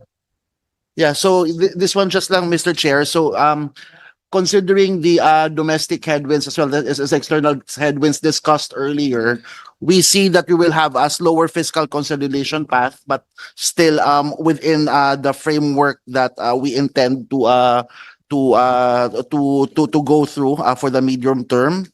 Then next slide, please. There is just a note on that for this year we have increased our revenue non-tax revenue targets. Next slide. Yeah, so that's just the slide reflecting on the DOF increased non-tax revenue targets. Nonetheless, we can go to a few slides further. The important part is that we see that national government debt remains sustainable and is set to decline in from 60.1% in Q1 2024. Next slide, please. Yeah, before we move to that slide, before, or yes, on the increased, on the revenue targets, which slide do you want to present? This one or the other one? Just Kasi I wanted to ask just a simple question on the revenue targets. Our budget has increased from what was last year? 5.3? What? Ano yan? 5.7 trillion. This year, it has increased to 6.2 trillion. So you're looking at an additional increase of about more or less 500, over 500 billion pesos, diba? I want to see now your revenues vis-a-vis expenditure. Kasi I want to ask now the DOF, saan natin kukunin yan? Utang ba yan ulit? So what are our revenues? What are your estimated revenues for 2025? 2024, 2025? can we go to the previous slide? That's on the previous slide. Yeah. Okay. Tama, nandito si Senator Gatchalian. Siya yung ways. He will Yes. find the ways and the means. Yeah, so sir, ito po yung expected revenues natin for 2025. Total revenues at 4.6 at 0.46 trillion, sir. Yeah. So there's of course there's an expected shortfall which would be covered through a few loans. Yeah. It's about 3 trillion. You're looking at the low, no, sorry. So 2 trillion. 2 trillion pesos. Yes, I think Correct? yeah, there's a projection that the I think the total debt would reach at about 17 trillion for next year, given the budget. Ilan? 17, sir. 17? 17, no? Projection. Yeah. No, no, wait. Yeah. That's the total na, sir. Total. That's the total The debt. total debt stock. What is the total debt as of now? Just a moment, sir. Total. Ano yung utang ng ating bansa Yes. as of now? Kung ilang trilyon?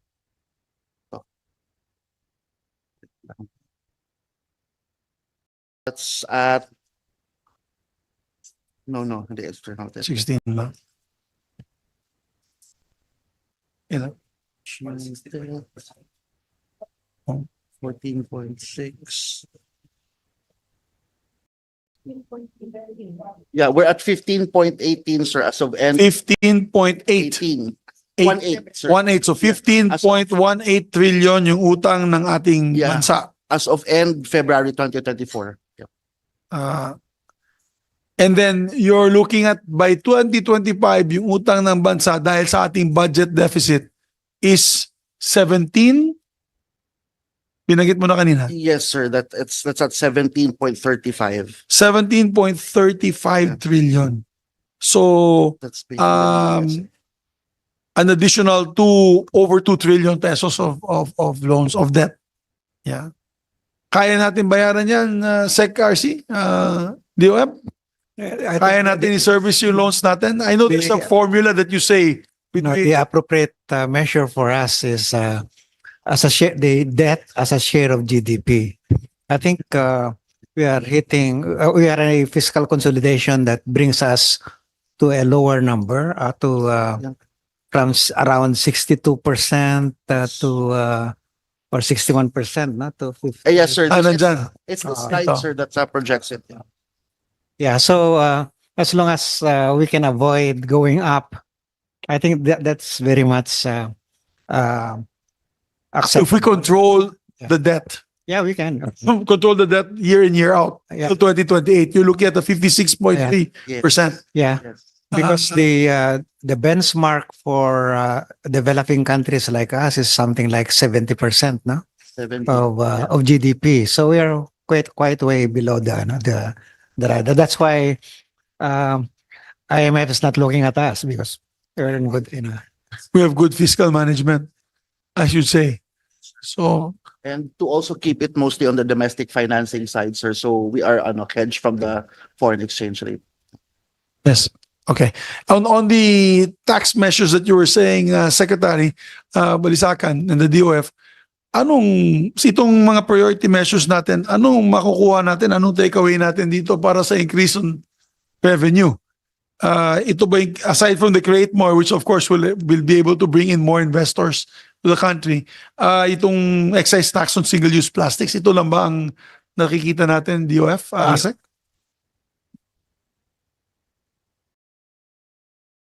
How about yung sa mining regime? Di ba may mining regime? Is there going to be an increase in taxes on the miners or decrease? Want to align our tax regime to international standards, especially in major mining countries. Some I think will mean up, some items will mean down, depending on the fiscal. Mr. Chair, if I may. Yes, Yeah. please. So, sir, there are 6 priority tax measures being considered by the DOF. So that's the VAT on non-resident digital service providers, create more, motor vehicle road users tax, package 4 of the CTRP, mining fiscal regime, and the excise tax on single-use plastics. So all combined for this 6 priority tax measures. So for 2025, the expected revenue impact is 28.4 billion. 2026 would be 47.7. 2027 would be 41.8, and 2028 would be 41.9. I just don't have the disaggregated per measure, sir. We can provide that. Yeah. Yeah, thank you. How about we just passed recently, thanks to our good chairman, Senator Gatchalian, yung the taxes on digital services. di ba yung mga Netflix, Yes. mga ganon. May, ano bang nangyari dyan sa batas na yan? Is it being implemented? What is your revenue projection for that measure that we had approved? Just a moment, let me check, sir. Hapon lang na-ratify. But what is your projected revenue on those transactions? Makakatulong yan sa outlook natin, no? Sa fiscal outlook natin. Yes, sir. If I can have a minute to check wala yung file ko dun. Baka alam ni Chairman. Alam na kagad ni Chairman. Billion a year. 8 billion a year. Di dagdag income sa bansa. Okay. All right. So, so yung sa DTI lang, Madam, o sabi mo naman, Secretary, I'll have another hearing. I just want to hear the outlook. Maganda yung presentation ni Sec RC, but all dependent yan on exports. All dependent yan on manufacturing, which is the DTI's ambit. And so we'll need to have the Secretary come over and together with the BOI, si Yusek Perry, to make a nice presentation on what is actually, from the start of the Marcos administration, ano na ba talaga ang pumapasok. Ano lang naman yan eh. If that's probably less than 500 companies that have been pledged support to maybe less than 1,000 companies pledged support to the administration during the trips of the president. We'd like to know how many have already set up shop or are setting up shop in the Philippines. Para may hard facts tayo. Unless alam po ng DOF. Hindi alam ng DOF so far. Sir, in terms of pledges versus investment, is that correct? Yes. Sir, we are unable to keep track of that as of now, so we'll need Yeah. to. So we'll have to revert to the DTI, and the yeah. BOI. Okay. So ma'am, very important po yan. Masyadong importante po yan. So I'll just call for another hearing. And anyway, friendly hearing naman to. We just want to come out with the facts. We will support you on whatever legislation you need and implementation of government laws to our oversight functions. The DBM, any questions, Your Honor, for the DBM? Wala. Yes, Yusek. Proceed. We have the information already on comparison between National Expenditure Program 2025 submitted to Congress, House and Senate against 2024 GAA budget for this year. For example, Department of Agriculture 2024 GAA budget is 114.3 billion. In the NEP, we have proposed 129 billion pesos. So that's 13% increase. So you have additional irrigation projects and others. Department of Agrarian Reform from 8.6 billion in the current year's GAA. The NEP 2025 involves 11.1 billion already for the Department of Agrarian Reform. That represents 29% increase in there. So they have ICC approved bridges in the agrarian bridges and farm to market roads among agrarian reform communities, among other new projects, flagship projects of the administration. Thank you. So thank you very much for that, Yusek. Presentation on Yes, we'd like to recognize the BSP. They have a presentation as well. Ma'am Lara, on monetary policy. Could we make it brief para the rest, please eat your lunch. Baka lumamig yan. While we're listening to the presentation of BSP. You're recognized, madam. Good morning, Mr. Chair. Thank you for allowing us to discuss the state of the economy and the outlook. This is in the context of the monetary policy. So just to start, next slide, please.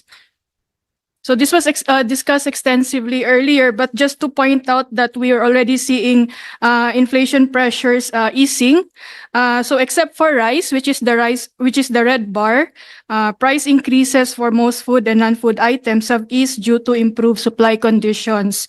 So barring any additional supply shocks, inflation is expected to revert to within the target starting in the second half of 2024 and in 2025. So we show this in the next slide. So here we present our latest risk-adjusted forecast for 2024 and 2025. It is at 3.1%. So this is based on data available as of the last policy meeting of the board last June 27. So what's new in the forecast is that we incorporated the impact of the potential impact of the reduction in the tariff on imported rice. But we still note that there are still some upside risks coming from higher prices of other food commodities, particularly corn, pork, fish, and sugar. And we also continue to see upside risk from higher transport charges and electricity rates. But nevertheless, the BSP anticipates that price pressures could ease further in the second half of the year with the implementation of the reduced tariff on rice and the other non-monetary intervention measures. And so if sustained, this improvement in the inflation outlook would allow scope to possibly consider a less restrictive monetary policy stance going forward. But again, we note that there is still uncertainty in the external environment that calls for caution against any potential spillovers, including those in the financial markets. So in the next slide, we just present also, just to confirm also our outlook for inflation, we also conduct a regular survey of inflation by external forecasters, and they also note that based on their expectations, inflation is also expected to settle within the target for 2024, 2025, and 2026. But the analysts in our survey still continue to note that there are also upside risks that continue to dominate the outlook, owing mainly to supply side and potential second round effects. So in the next slide, we just reiterate that while we see inflation dynamics are improving, we continue to support the national government's non-monetary measures for continued caution against potential spillovers. So we just present here a summary of all the measures, both short-term and long-term, that would complement also the efforts of the BSP to manage demand-side inflationary pressures. Okay, then the next slide. So just to note also that amid the tightening of monetary policy, we see recent indicators continuing to point to moderation under tight financial conditions. But nevertheless, we continue to see inflation growth to be close to the low end of the DBCC's target, and that prospects for economic activity remain largely intact, and domestic growth is expected to stay on track with its medium-term trend, despite the tight monetary policy conditions. In the next slide, we also note that another challenge to monetary policy are the uncertainties in the external environment. But nevertheless, we note that there are still buffers that could help shield the economy from potential spillovers. So the main sources of resilience for the economy, of course, we have the revenues from BPOs, our revenues from overseas Filipino cash remittances, and they are expected to grow 3% annually for both 2024 and 2025, thereby providing additional disposable income for households.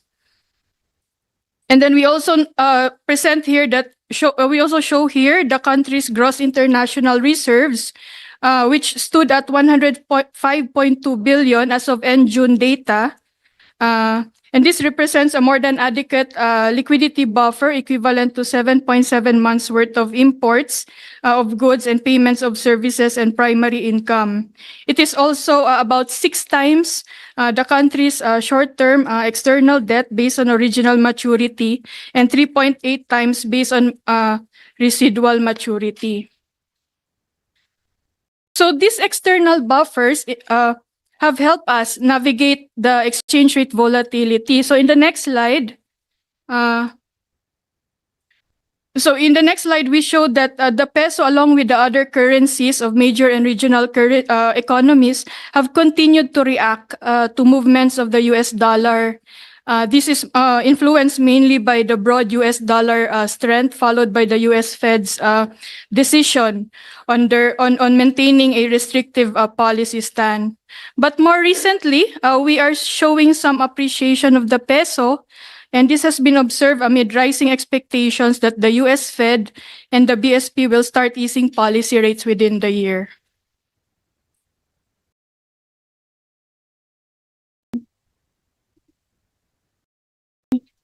Then next slide, please. So, in addition to the external buffers, we note that our banking system has remained resilient. It has provided a significant safety net against potential disruptions arising from tight financing conditions and geopolitical uncertainties. So our latest indicators, as shown in the slide, continue to suggest that our banking system continues to stand in a position of strength. We see this through the continued growth in assets, deposits, and profit, as well as liquidity buffers and ample provisioning. Banks have likewise able to maintain capital that is well above the threshold of the BSP and the BIS, which confirms the BSP's confidence that the policy rate adjustments were done without risking financial stability. So just to end the presentation, allow me to highlight some of the key points. Next slide, please. So prevailing inflation conditions have allowed the BSP to maintain policy settings for the time being. Nonetheless, inflation is projected to move to the midpoint of the target this year and next year. So should the inflation outlook continue to improve, the Monetary Board would have scope to consider a less restrictive monetary policy stance toward in the succeeding policy meetings. But we also would like to emphasize that the last mile of disinflation is often the most challenging for central banks, and this last mile often requires more nuance. But we will continue to ensure that monetary policy settings would remain in line with our mandate of promoting price stability that is supportive of sustainable economic growth. So this ends the presentation, Mr. Chair. Thank you. Yes, thank you. First of all, thank you, Ma'am Lara. Senator Gatchalian. Mr. Chairman, I just want to go back to, I saw in the NEDA presentation, and NEDA or DBM can answer this. The contribution to our economy by government expenditure is during 2022 at the height was 10%, but in 2023 it's 1.5%. And then in 2024 Q1 is 4.3%. This is something that we can control. No? Government can control, meaning if we can spend everything that has been appropriated and spend it fast and according to time frame, then it can boost growth. No? But historically, this has been quite a challenge for many administrations, actually. I remember during DBCC hearings, during budget hearings, senators will always point out and even call out some of the agencies to make sure that spending is efficient and according to time frame. So I just want to ask NEDA or DBM, has this been addressed? Because we don't want another, during the DBCC, we don't want this to be raised again because, again, it's something that government can control. No? It's within our control. It's within the management of the administration to spend this. So have we addressed underspending and also efficiency issues in terms of spending? Maybe NEDA or DBM, anyone can... To respond. Yeah. Mr. Chair. Thank you. I know the answer, but I would let the DBM. Yes. And then maybe Secretary can follow. Just provide some data and policies that have been implemented. So we know from last year there were catch-up plans that were required from agencies, and for this year we did it much in advance, knowing that there could still be some agencies some agencies who have not been used to implementing fast their projects and programs.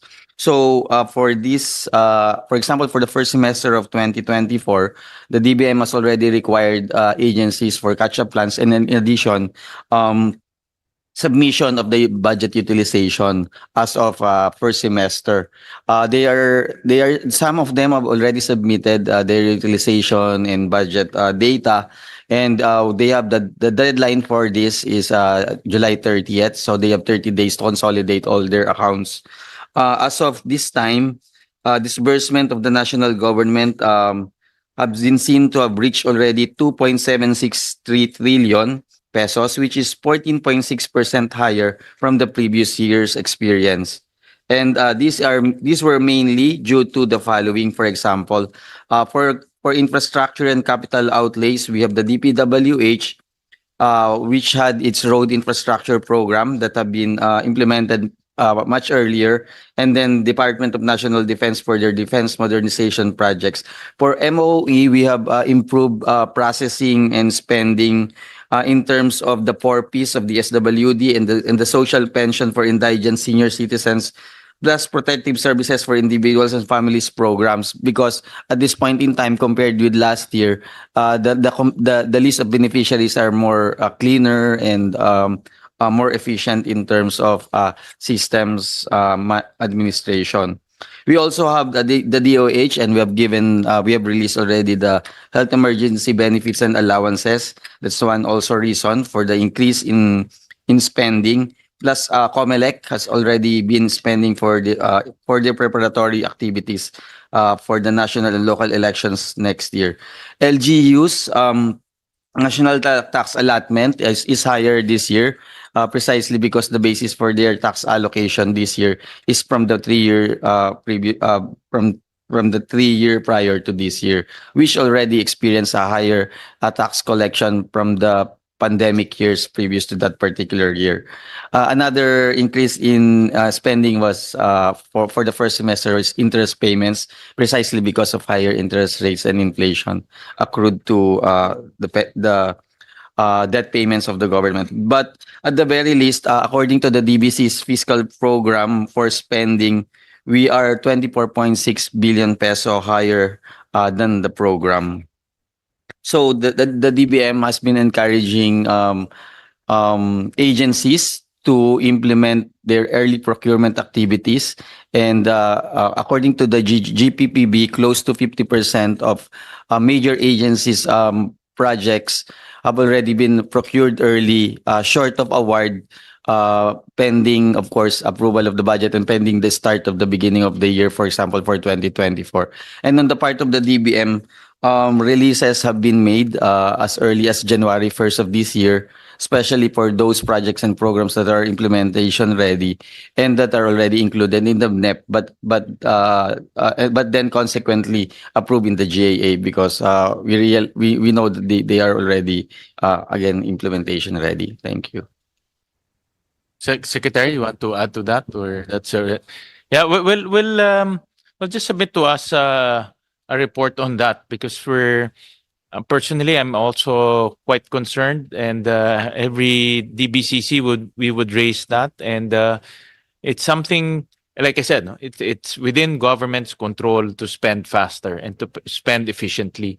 So and this contributes to growth, to our economic growth. So the faster we spend it, the faster government spends the amounts, it will contribute to our economy. The faster our economy will grow. So just submit to us the report that you mentioned, and we'll probably take a look at this again during the DBCC hearing. Thank you, Mr. Chairman. Thank you very much, Senator Gatchalian. Any other member of the team would like to present on the economic outlook of the Philippines? If not, anyway, we'll have another one for the DTI. If not, we'd like to thank you, and we'll take up the next topic on the agenda, which is the law that our distinguished colleague here, Senator Gatchalian and Senator Aimee, are both authors of, together with Senator JV. And this is the creation of the Department of Economic Planning and Development. defining its powers and functions, appropriating funds therefore and other purposes. Of course, we'd like to recognize the secretary to make a brief presentation on, for the record, since I'm new, I was not the chairman, I'm just the new chairman of this committee. Well, I will be asked these questions on the floor. Is it necessary? Is it going to be expensive and costly for us? Et cetera, et cetera. So maybe you could come up with a preliminary statement, and if you have a presentation, you can proceed, Your Honor. I will thank you very much, Mr. Chair. Let me read a brief statement on the matter. So, colleagues in government, good morning, good afternoon. I thank the Senate for allowing us to discuss the importance of passing this important bill, the Economy, Planning and Development Bill. The proposed legislative measure strengthens and streamlines the powers and functions of the Economic and Planning Agency of Government, mandated by the Constitution to implement continuing and coordinated policies for national development. First, please allow me to provide some context. Despite encountering several domestic and global headwinds since emerging from the pandemic, the Philippines is one of the Asia's best performing economies. Still, amid a generally favorable outlook, the country continues to face the challenges of sustaining rapid and inclusive growth, managing inflation, eradicating poverty, and addressing various socioeconomic inequalities. Economic history suggests that economic and social development results from deliberate, concerted government actions. Saying differently, we only produce desired results when government actions are consistent and policies are coherent. The National Economic and Development Authority, or NEDA, Secretariat, by Executive Order EO number 2230, series of 1987, is primarily tasked to serve as the research and technical arm of the NEDA board, which the President chairs. Over the years, the public has expected the agency to play a more significant role in shaping the nation's economic and social development amid complex challenges. To effectively and efficiently perform this expanding mandate, NEDA needs to be reorganized into the Department of Economy, Planning and Development, or DepDev, to act as the primary agency of the executive branch for policy, planning, coordinating, and monitoring socioeconomic matters. In 2015, during my first term at NEDA, we initiated the formulation of Ambition Natin 2040, the country's long-term collective vision of a matatag, maginhawa at panatag na buhay for all Filipinos. Although the creation of a long-term vision is not part of NEDA's mandate under EO number 230, we recognize then that an articulated and shared vision, grounded on data and information from consultations with Filipinos from various sectors, is instrumental in rallying our countrymen to contribute to nation building and achieving our overall goals. Thus, we saw the need to institutionalize the formulation of this long-term vision. Medium and long-term development roadmaps must transcend political cycles, and the accompanying policy initiatives, legislative priorities, government's programs, and projects must be sustained and implemented consistently over decades, not just a few years. Stakeholder consultation fosters inclusivity and sound participatory governance as it promotes shared ownership and accountability. To ensure the vision remains relevant, it must undergo a periodic review, considering our country's or our countrymen's changing aspirations and preferences. NEDA must have a clear mandate to lead in this regular visioning and long-term planning exercise with the participation of government instrumentalities and relevant stakeholders. Further, for the past 4 decades, NEDA has led the formulation of the Philippine Development Plan. However, proper planning can only go so far if we do not seamlessly link it with other equally essential steps in the cycle. These steps include budgeting, implementation, monitoring, and evaluation, which feed back into the planning exercise. NEDA performs a catalytic role in each step. It facilitates agency coordination by aligning agency objectives, harmonizing policy instruments and implementation timelines, and resolving roadblocks toward timely policy or project assessment and execution.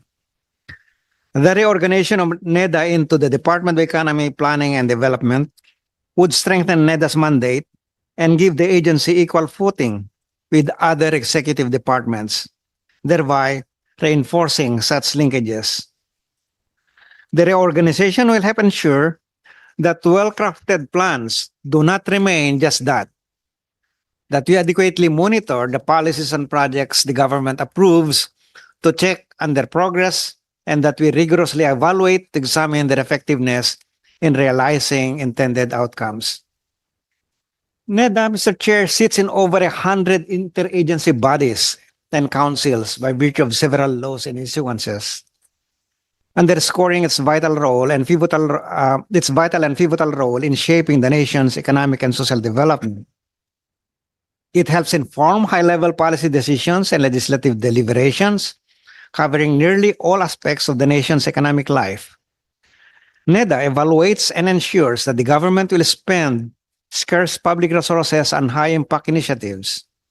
At the same time, it coordinates government actions toward the execution and realization of policies and projects. It ensures inclusivity by helping steer and push for regional programs and projects aligned with the President's socioeconomic agenda. In a fast-changing and increasingly complex world, the institutions playing a role in our country's economic governance must evolve to meet the needs of the times. We hope that Congress will recognize that the reorganization of NEDA into DepDev will help our institution fulfill its mandate to serve the country and bring us closer toward the matatag, maginhawa at panatag na buhay that we all aspire for. Thank you and good morning. Good afternoon to you again to all. Mr. Chair, we have a few slides that we can show to see how our the new department differs from what it is today and the requirements that the new law will entail. Thank you, Sec. Yes. Hello po. So good noon, everyone. This will be very quick. As Secretary Walisacan has already mentioned, this measure is quite important because it seeks to adopt and promote a culture of comprehensive, coherent, and coordinated policy-making, planning, and investment programming, evaluation, and monitoring to be led now by the Department of Economy, Planning, and Development. So through the reorganization of the NEDA as a department and by strengthening, enhancing, and streamlining its functions, the government will be better equipped to achieve the objectives and goals of the national economy as provided under Article 13, Section 1 of the 1987 Constitution. Let me skip to the gaps and challenges that the bill seeks to address. I think that's slide number 9. So the gaps and challenges that the bill seeks to address are these 6. I will go to the first one, which is inconsistency of public policies.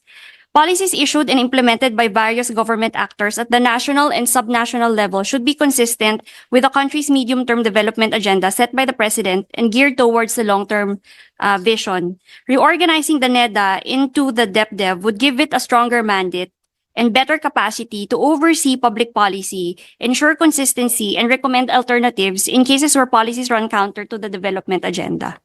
Second is the alignment between national and regional plans and policies.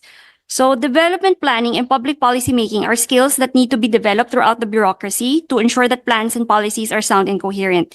The bill will now mandate DepDev to ensure alignment and coherence of national, subnational, sectoral, and spatial policies, plans, programs, and projects. The bill also mandates DepDev to implement a capacity building program on development planning for national, regional, and local planners. And it also institutionalizes and strengthens the mandate of the regional development councils established pursuant to Executive Order 325 series of 1996. Next slide. Third is the limited capacity of national regional agencies and LGUs on planning and policy making. So, DepDev will be empowered to issue a planning call that will direct the government's planning cycle by prescribing standards, guidelines, and compliance and accountability mechanisms. And it will also, as I said, train not just planners, but national and regional agencies and local government units as a whole on development planning and policy making. At present, capacity building activities of the NEDA are done on an as-requested basis. Legislating this function will support NEDA's capacity building efforts and serve as basis to request for adequate resources for these activities. Fourth is the weak linkage between planning, investment programming, budgeting, M&E, and feedback to planning. Reorganizing the NEDA Secretariat into the DepDev will give the agency the power not just to formulate national and subnational development plans, but also to ensure that the annual and multi-year budget appropriations for programs and projects are aligned with the long-term development framework and national and subnational development plans. DepDev will likewise conduct and oversee evaluation of the impacts and outcomes of priority programs and projects and ensure that the results of which will inform development plans and programs in a timely manner. So just for the information of everyone, the NEDA Secretariat actually has no mandate to issue a planning call to commence formulation and updating of the PDP. The NEDA Secretariat has to wait for the directive of the President through an executive issuance for agencies to adopt the PDP. An institutionalized planning call will address issues on weak alignment with the budgeting process, particularly in terms of timelines and guidelines. Next slide.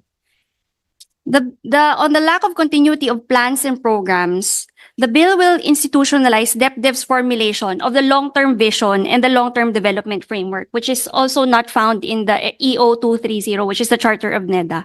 So the long-term vision will embody the Filipino citizens' aspirations and goals for the country's development, while the long-term development framework will be a high-level, broad strategy spanning 25 years that will guide the nation and the government's actions towards sustainable development and attainment of the vision.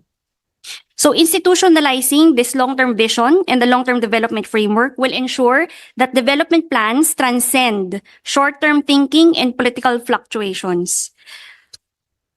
Next slide. On the need to anticipate and respond to future trends, the bill will mandate DepDev to undertake scenario planning and futures thinking exercises to anticipate future needs or discontinuities and recommend responsive measures to the President and the Congress. Next slide. So now we go to the salient provisions and the key changes proposed in the bill. Next slide. So the NEDA board will be reorganized or renamed into the Economy and Development Council, while the NEDA Secretariat will be the Department of Economy, Planning, and Development. As per Executive Order 230, NEDA is composed of two separate distinct entities, the NEDA board and the NEDA Secretariat. Next slide. So the Economy and Development Council listed here will have new members, which includes the secretaries of DOLE and DepEd, the Chief Minister of BARM, as well as the secretaries of DOH and DILG. The bill will also provide that the President may revise membership of the Council whenever the same is necessary for the effective performance of the Council's functions. Next slide. The ED Council committees are largely the same. We are just including the Economic Development Committee. And the Regional Development Committee, I think in the version of Senator Ejercito was taken out, but we propose to retain that in an amendment. To address issues regarding infrequency of meetings of the NEDA board and its committee, the bill proposes to mandate the council and its committees to meet regularly on a quarterly basis or as frequently as necessary. Next slide. With respect to the regional development councils that is provided under Executive Order 325, we propose to already include that in the bill and further strengthening it with a new list of powers and functions. Next slide. So these are the expanded list of the functions of the RDCs. Next slide. With respect to, I think that's already finished. Can we go to the next one? For the DepDev powers and functions, so under EO 230, the NEDA Secretariat only acts as a technical arm that supports the NEDA board. So now, with all the functions that have been given to NEDA over the years, we are now institutionalizing already the powers and functions of NEDA in a listing here in the bill. So for under the policy and planning function, we have here a list of the functions that are already being undertaken by the policy and planning. We also propose an amendment to include the power to ensure that master plans are coordinated, synergistic, responsive to the emerging issues, and consistent with the priority development strategies. Next slide. Under the policy and planning function as well, it will now institutionalize the formulation of a long-term vision and the formulation of national and subnational development plans. We also propose to reword the function on planning and budgeting linkage to mandate the agency and DBM to work together to ensure that the annual and multi-year appropriations for programs and projects are aligned with the long-term development framework and national and subnational development plans towards optimal use of financial resources. Next slide. The investment programming function is largely the same as currently being undertaken by NEDA. With respect to the monitoring and evaluation function, we propose to use the term evaluate for determining the impacts and outcomes of priority programs and projects, as well as the inclusion of the power to formulate a medium-term national evaluation agenda and oversee the government's conduct of evaluation studies consistent with the agenda. Next slide. The bill also gives the agency the power to implement the capacity building program and to not just include planning, but also development plus policy, and not just for planners, but for national and regional government agencies, as well as the LGUs as a whole.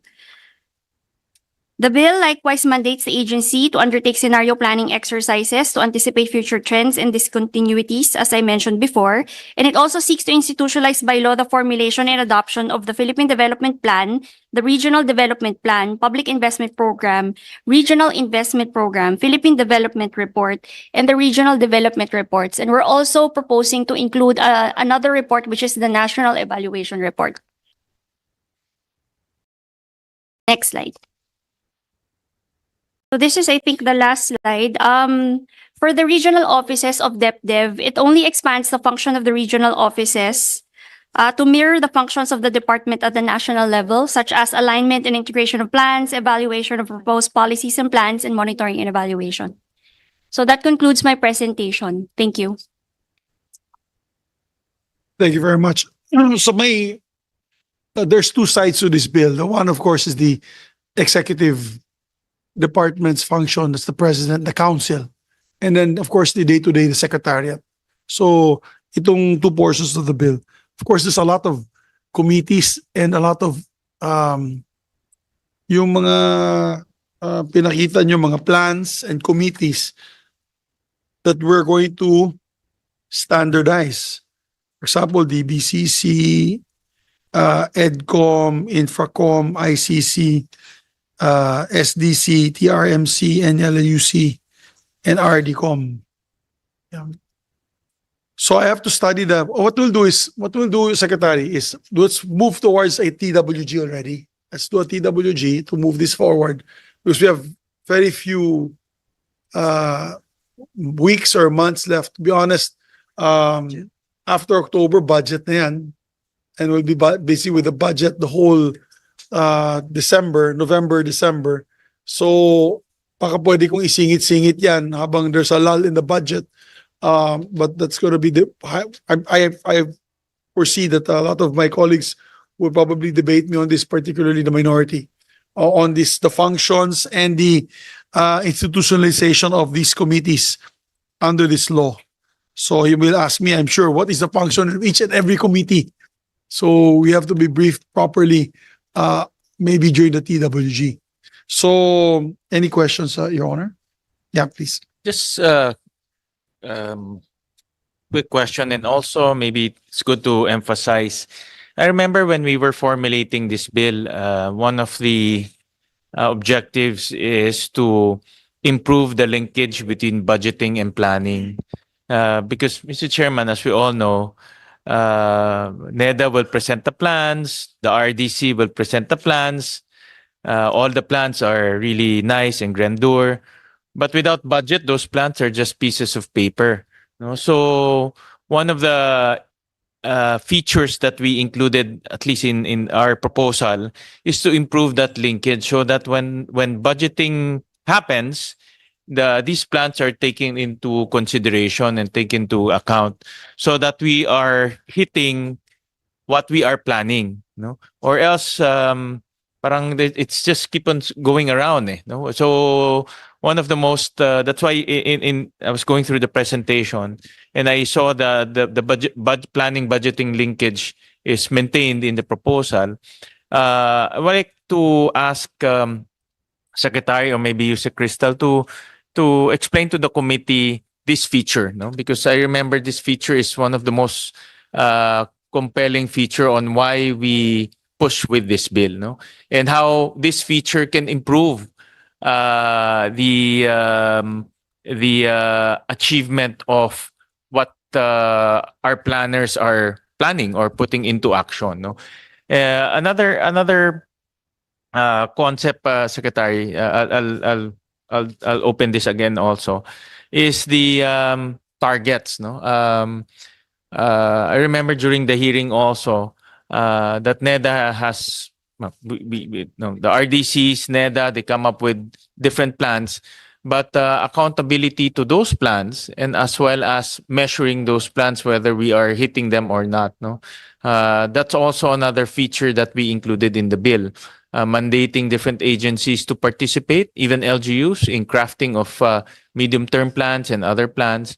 But aside from that, to measure whether we are hitting those plans or not. Again, the plans are just pieces of paper if we don't measure and hit them.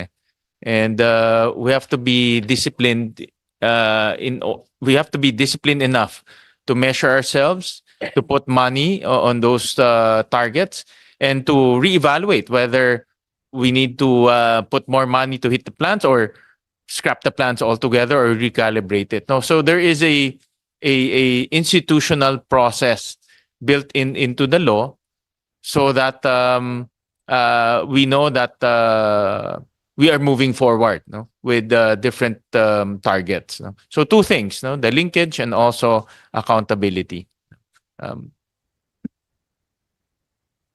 Thank you, Senwin. Yeah, I think you described properly the issues and the problems. These two key problems that we're trying to address in the bill.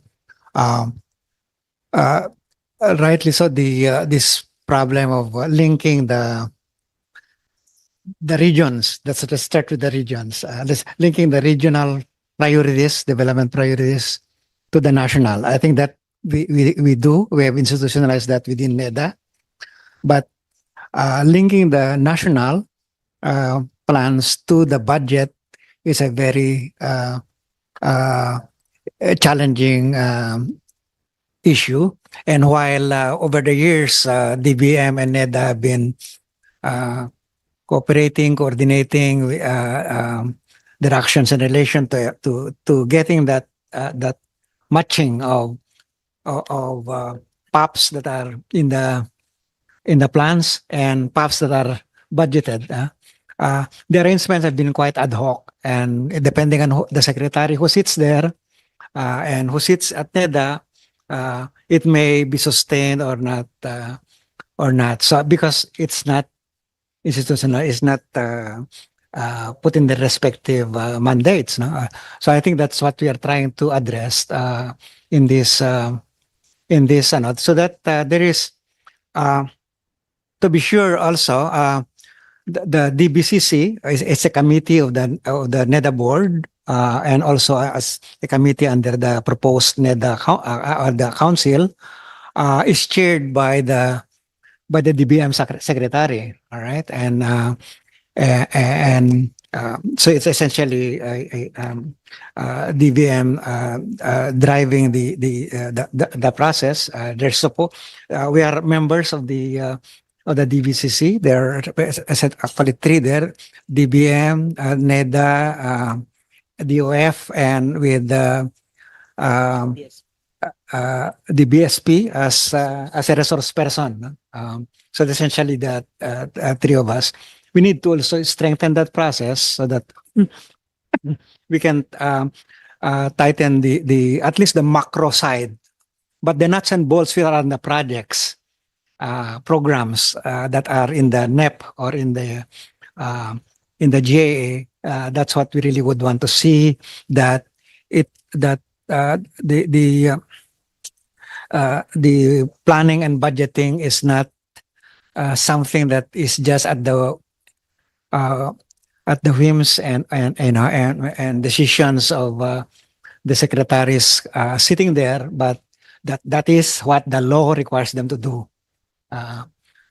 So that's what we want. The other one is, Mr. Chair, is the going from the planning to budgeting and then the implementation, and then further down the evaluation. That evaluation is also one that we are trying to strengthen, because we really don't have a systematic process of seeing whether the projects that are being supported, the programs that are being funded, are working or not, or achieving their objectives or not.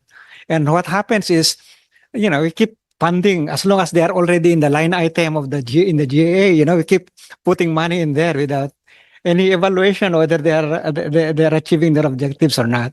That's a major feature that we want to do here, so that we can ensure that the projects, the monies that we are supporting, projects that people's money are supporting, are actually achieving their objectives. If they're not achieving their objectives, then there is scrap, or you improve on the implementation process of that. So yung mga ganon, that I think that those two are major features of these reforms. Thank you, Secretary, because you guys, the two gentlemen brought up a good point. When my father was governor for quite a long time, he headed the RDC few years, and his frustrations, that's why hindi siya natuloy, ayaw niya na maging RDC, kasi pag-upo niya, syempre maraming plano, he'll ask all the provinces of the region to submit their priority development programs, and then of course, lumalabas sila ng report on the priority, whether it's a bridge or whether it's a road network, whether it's a master plan for development. Hindi na pick up all recommendatory. It's all recommendatory ng DBM, no? Wala si Secretary Mina dito, but it becomes recommendatory. And for example, dun sa amin sa Region 10, many years, MINDA together with RDC really pushed for the bridge. Yung bridge natin na yun, malapit na matapos. Itong Pangil Bay Bridge. Yes, connecting Llano del Norte and Misamis Occidental. That will really bring down the travel time significantly by 2-3 hours. Kasi kung mag-roro, the only way to do it, to reach Osamis City, mag-roro ka talaga, and napakatagal, nakataklag yan, depending on weather pa, or else you have to travel a very long route to get towards Tangub, Tangub, that area. So this Pangil Bay Bridge was a recommendation of almost, I think, 2 decades. 1998 pa kasi ako sa congressman, so naalala ko, yun yung pinag-uusapan palagi ng mga taga doon. Yung tulay. Imagine if it was part already of the program and planning. Kung ito talagang finocus ng RDC to recommend to the national government, to the DPWH, to the DBM, di matagal na sanang na tayo yan. I think in many instances, no. So I totally agree that we should have a bill or a law such as this, which would institutionalize it, and sayang yung mga inputs ng local governments. Dating mayor itong kasama ko. I'm sure you were once upon a time also part of RDC for NCR. And you probably had come up with a very good idea on flood control, but I don't think it was probably approved. Talo ng congressman, natalo sa congressman. So, I think mahalaga na ma-institutionalize natin to. And the processes that will make this actually finally happen. Napakasayang ng inputs ng RDC Kung di talaga natatanggap dun sa NEP. Paglabas ng NEP, walang budget. Recommendatory lang talaga. Whoever's malakas yan, may push. Sec, you want to comment? Yes, I just wanted to add, Mr. Chair, that no less than our president noted this when he asked me to go back to NEDA. There's one concern, one request, and that's to strengthen NEDA, because when he was governor, he said, I did not see NEDA at all in many of the concerns of the region. So he wants to strengthen regional and the LGU as part of the entire process. And the problem is it's not in the current mandate of NEDA, or at least institutionally. It has a services secretariat of the RDC, of the council of the region. But as you know, the region is not a government. It's the governments of the provinces, of the cities and the towns, but there NEDA does not have any presence. So you need to strengthen that links between, especially now that LGUs are now much more, it's stronger in the sense of the financial mandate or responsibilities. The more that they need that kind of assistance from the planning to resource mobilization, they need an institution like NEDA to bridge that kind of development issue. I think if you collate all the RDC proposals, I'm sure malaking hiningi na budget yan, but if you collate all the RDC proposals from Apari down to the Barm to Sulu or Tawi-Tawi, and we implement their recommendations for infrastructure development, I think it will probably solve a lot of our infrastructure backlog. Maganda din. I've never sat sa RDC because I've always been a legislator all my life, pero seeing their inputs and outputs, maganda naman. For example, I had just recently come back from Siargao. I was so happy to see, and I'd like to put this on record, so many foreign tourists in Siargao. Ang dami.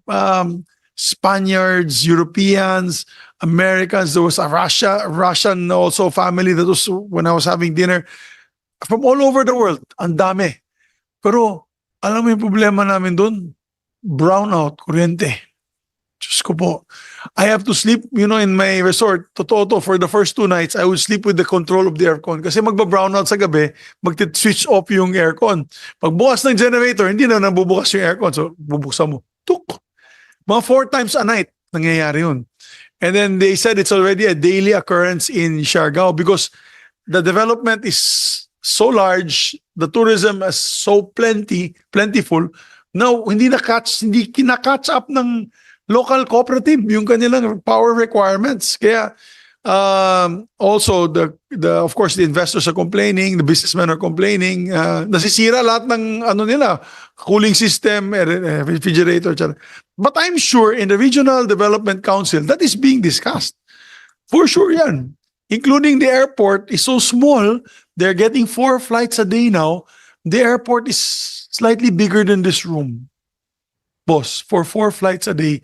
So yung mga tao talaga nakatayo, yung mga foreigners. So parang, I'm sure the Regional Development Council, if you can get in touch with your NEDA head for Caraga, I'm sure they discuss these things. And for me lang, this is the crown jewel. Siguro how difficult is it, Secretary? Maybe you can make this speech to Secretary Frasco and the President when you see them. I remember in the last administration did a coordinating body for tourism. So sinama nila DOTR, Tourism, DPWH, and I forget the other agency. Pero 4 yan na agencies.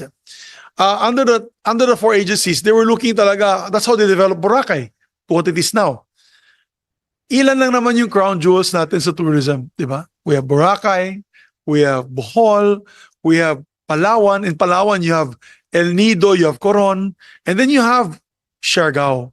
Siargao actually just came out in the news today as one of the top island destinations in the world. I'm so happy, but what I saw myself 2 days ago or yesterday, or was it Sunday? Sunday was medyo appalling. Kasi we're voted as that in spite of there is the limitations of our infrastructure. So that's where the RDC really comes in. That's where the RDC, when they meet the local government units, will say, kulang yung kuryente namin dito, hindi kami maka-expand ng ganito. Sama ng airport natin, yung seaport, medyo palpak. So that is where the RDC comes in talaga. And that's why we have to strengthen the RDC. So if you have a chance, Secretary, in the next board meeting, sabi mo naman na we have to fix also Siargao and this, the crown jewels. That's less than our hands. Siguro less than 7 crown jewels of the Philippines na sana bantayan, lagyan ng magandang airport, maglagyan natin ng magandang kuryente, power source, of course, infrastructure, just like what we did with Boracay, I think, and hospitals as well. Opo, hospitals. So, yun lamang. Anyway, sorry, I went off tangent, but I just wanted to share with you my experience over the weekend. So, let's moving forward. I want to move this quickly. Let's have a TWG. I move that we have a TWG so that we can consolidate already the bills of Senator Gatchalian. I like some of the inputs of Senator Gatchalian, together with Senator Marcos and Senator JV. May we ask the officers of the 3 authors to join you in the TWG, the creation of the TWG.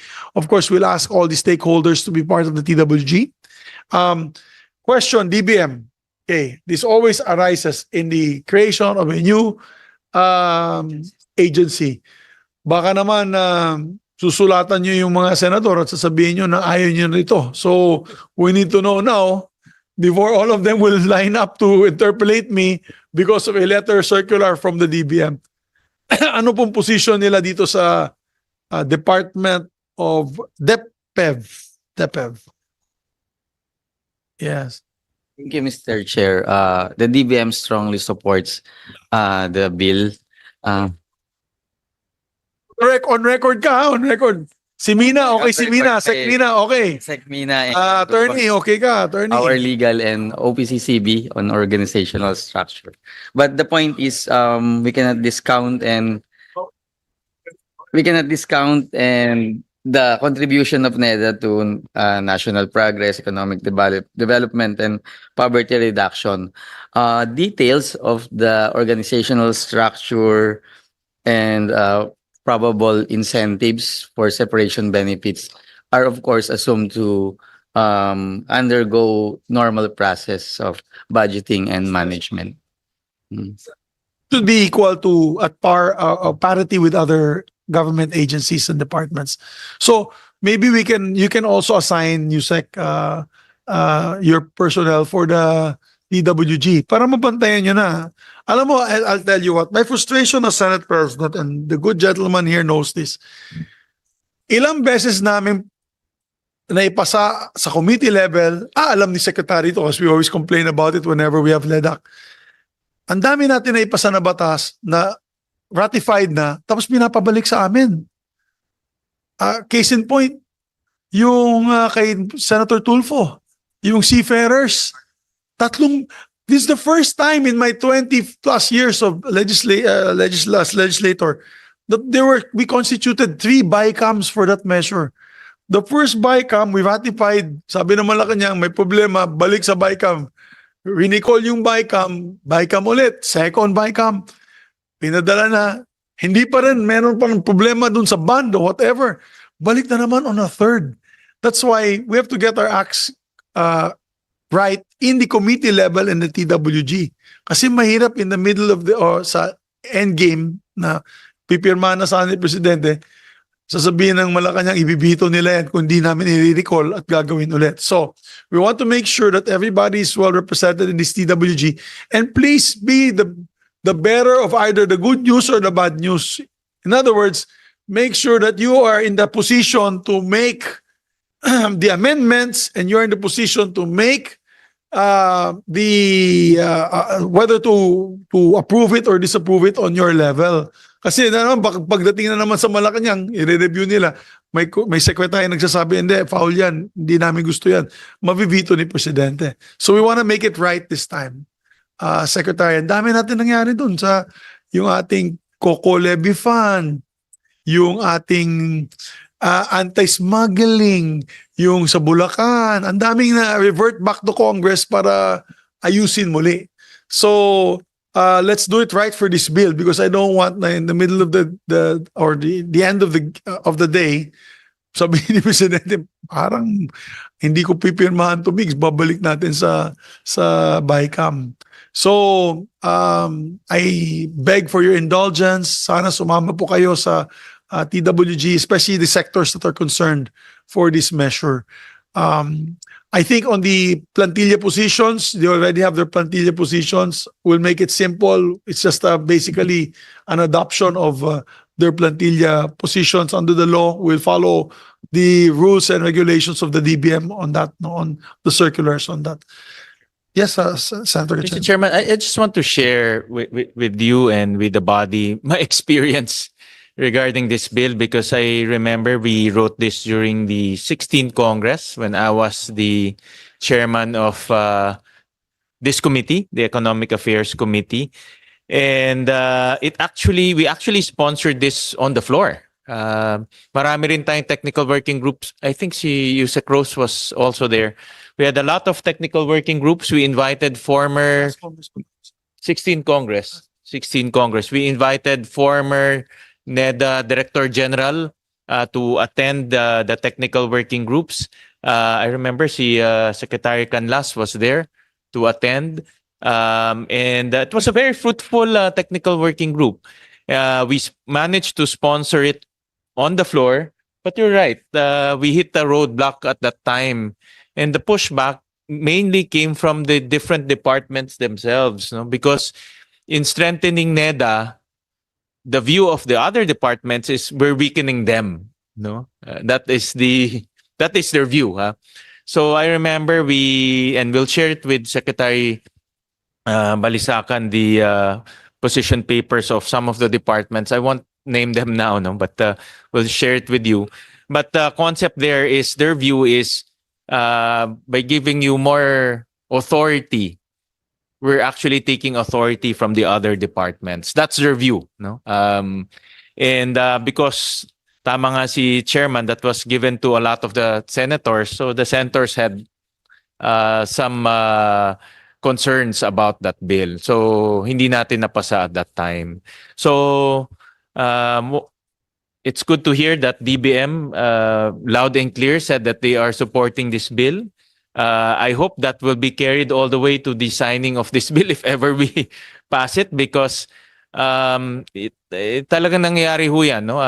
Whenever, even though we pass this bill here, when it reaches Malacanang, some secretary will say, this is not in line with their mandate, then we have a problem, no?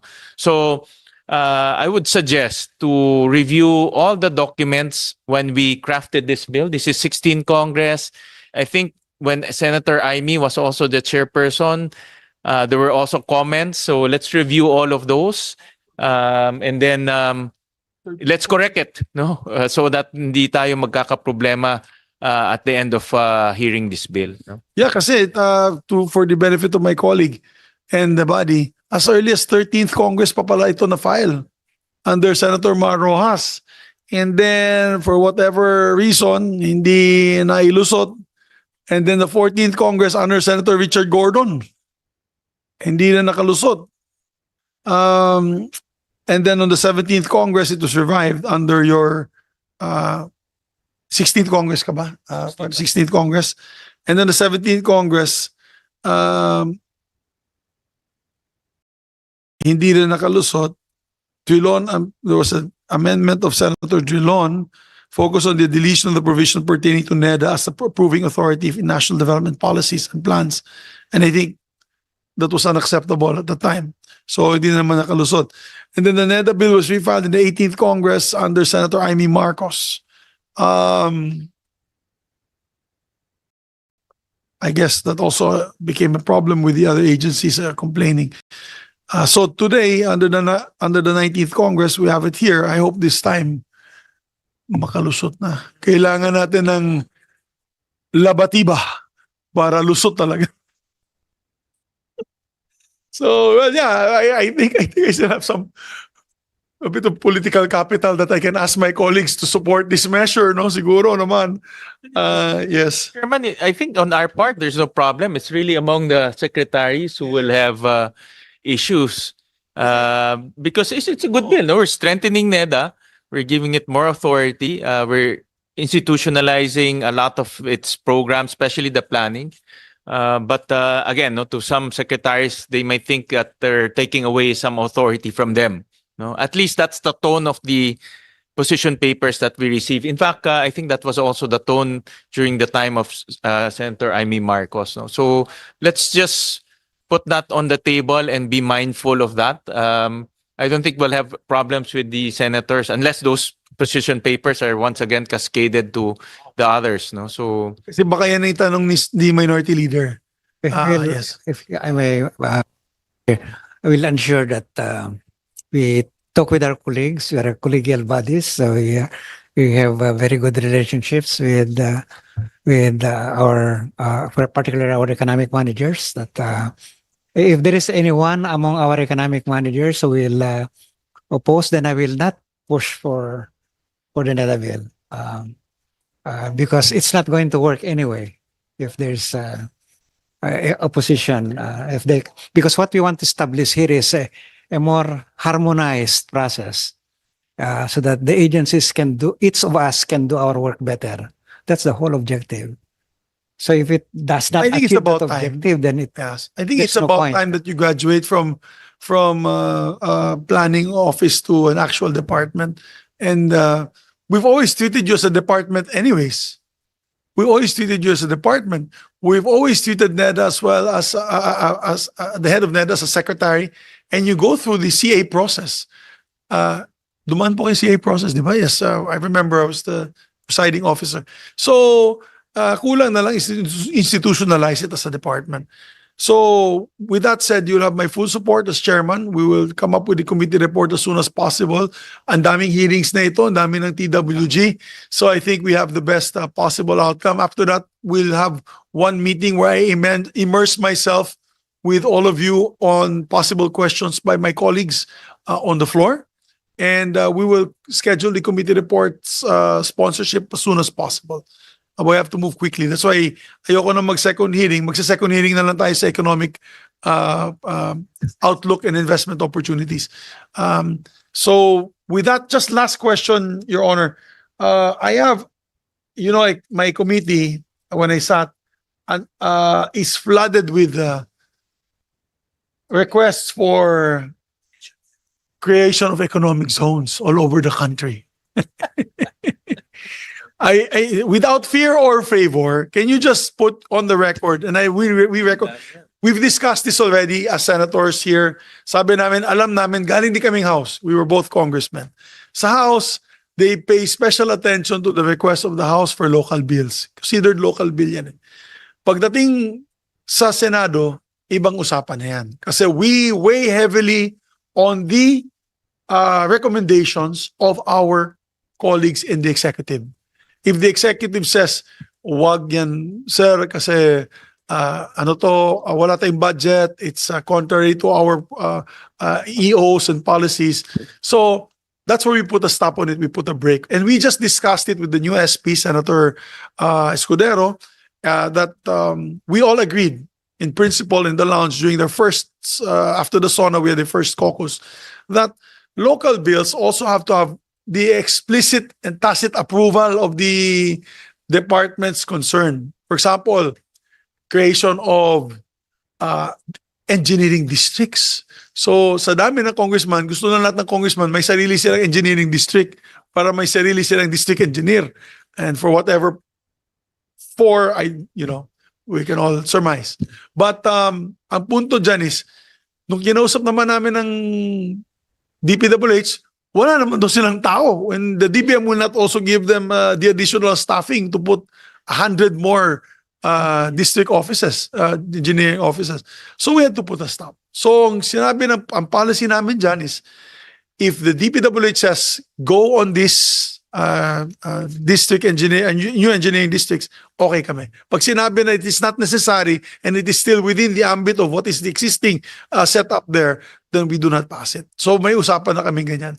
That goes true for the holidays as well. I know pet peeve din ng NEDA yung holidays kasi may mga probinsya na halos isang buwan na yung holidays kasi yung mga araw, mga anniversary, religious, lahat-lahat, local holidays.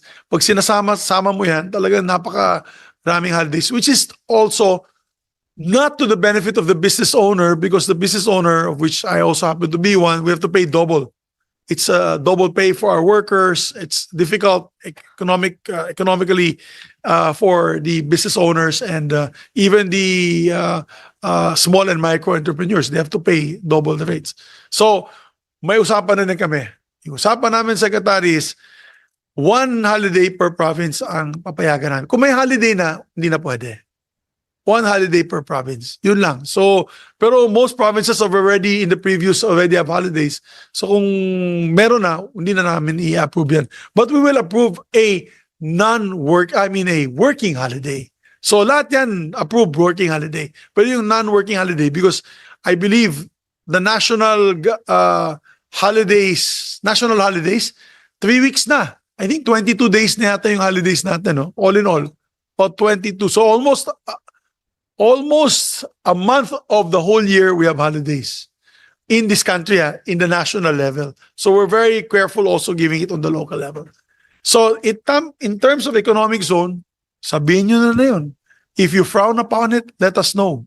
Because anyway, if you want an economic zone, the president can through his power, through PEZA, create an economic zone.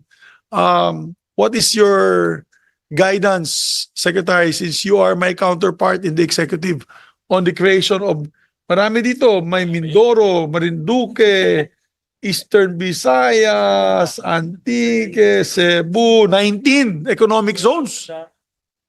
And amendments to existing economic zones, boss. Anong guide mo sa akin as your chair?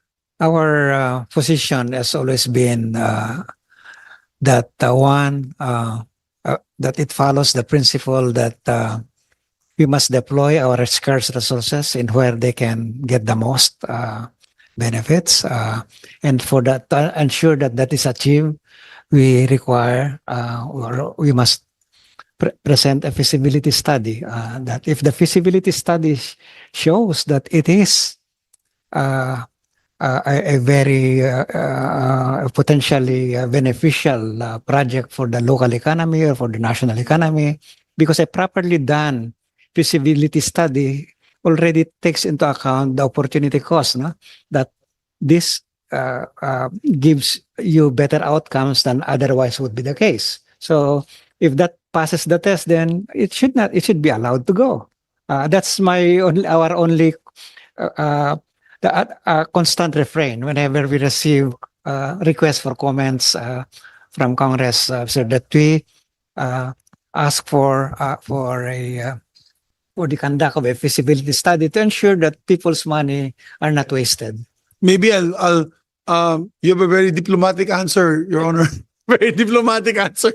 Maybe I'll go to the Department of Finance kasi obviously creation of 19 economic zones will seriously deteriorate your fiscal space. And so can you give us a frank and honest to goodness answer para ako nang bahala, no? Ako nang bahala. Pero galing sa ahensya mismo. Ano ang masasabi? Because actually, Mr. Chair, when the issue of economic zones was just raised a few minutes ago, that was actually the concern that me and my team already immediately discussed about the fiscal implications. So yeah, it could erode some of our expected revenues. And we just would like to note that we would want to conserve as much as possible on our revenues right now, especially when our consideration is not to introduce any new tax measures over and above what we already have. To mention, you're trying to rationalize all these economic zones, create more. So this will be individual charters. Napakahirap na naman i-monitor itong individual charters na to na gagawin. So at least we have guidance from the DOF. Yung DOF talaga ang number one concern yan eh. May number one concern yan. So thank you for that information. So anyone else want to contribute to the discussions? If not, my dear colleague, okay na? Yeah. If not, we move to the TWG, come up with the committee report as soon as possible, and then I'll sponsor it as soon as I can as well, Secretary. So, maraming salamat sa inyong participation, and I shall see you once again very soon. We'll be discussing budget as well. I won't be handling, I'm for the first time, I'm going to be vice chairman for the budget, but I'll be handling DOST. Ano yung sa'yo, boss? DOE. DOE. DOST ako. So with that, I suspend the hearing because we still have to wait for the BOI to present their investment outlook for the country. So with that, we suspend the hearing. We'd like to thank all the stakeholders that came, especially NEDA in full force with all your undersecretaries. Of course, the DBM that's here, regards to SecMina, to the DOF, please give our regards to our dear colleague who was former NEDA secretary also, Ralph Recto, sa DTI, BSP, and sino isa? BOI nandito din. Sa ating lahat, magandang umaga po. This hearing is hereby suspended. Maraming salamat.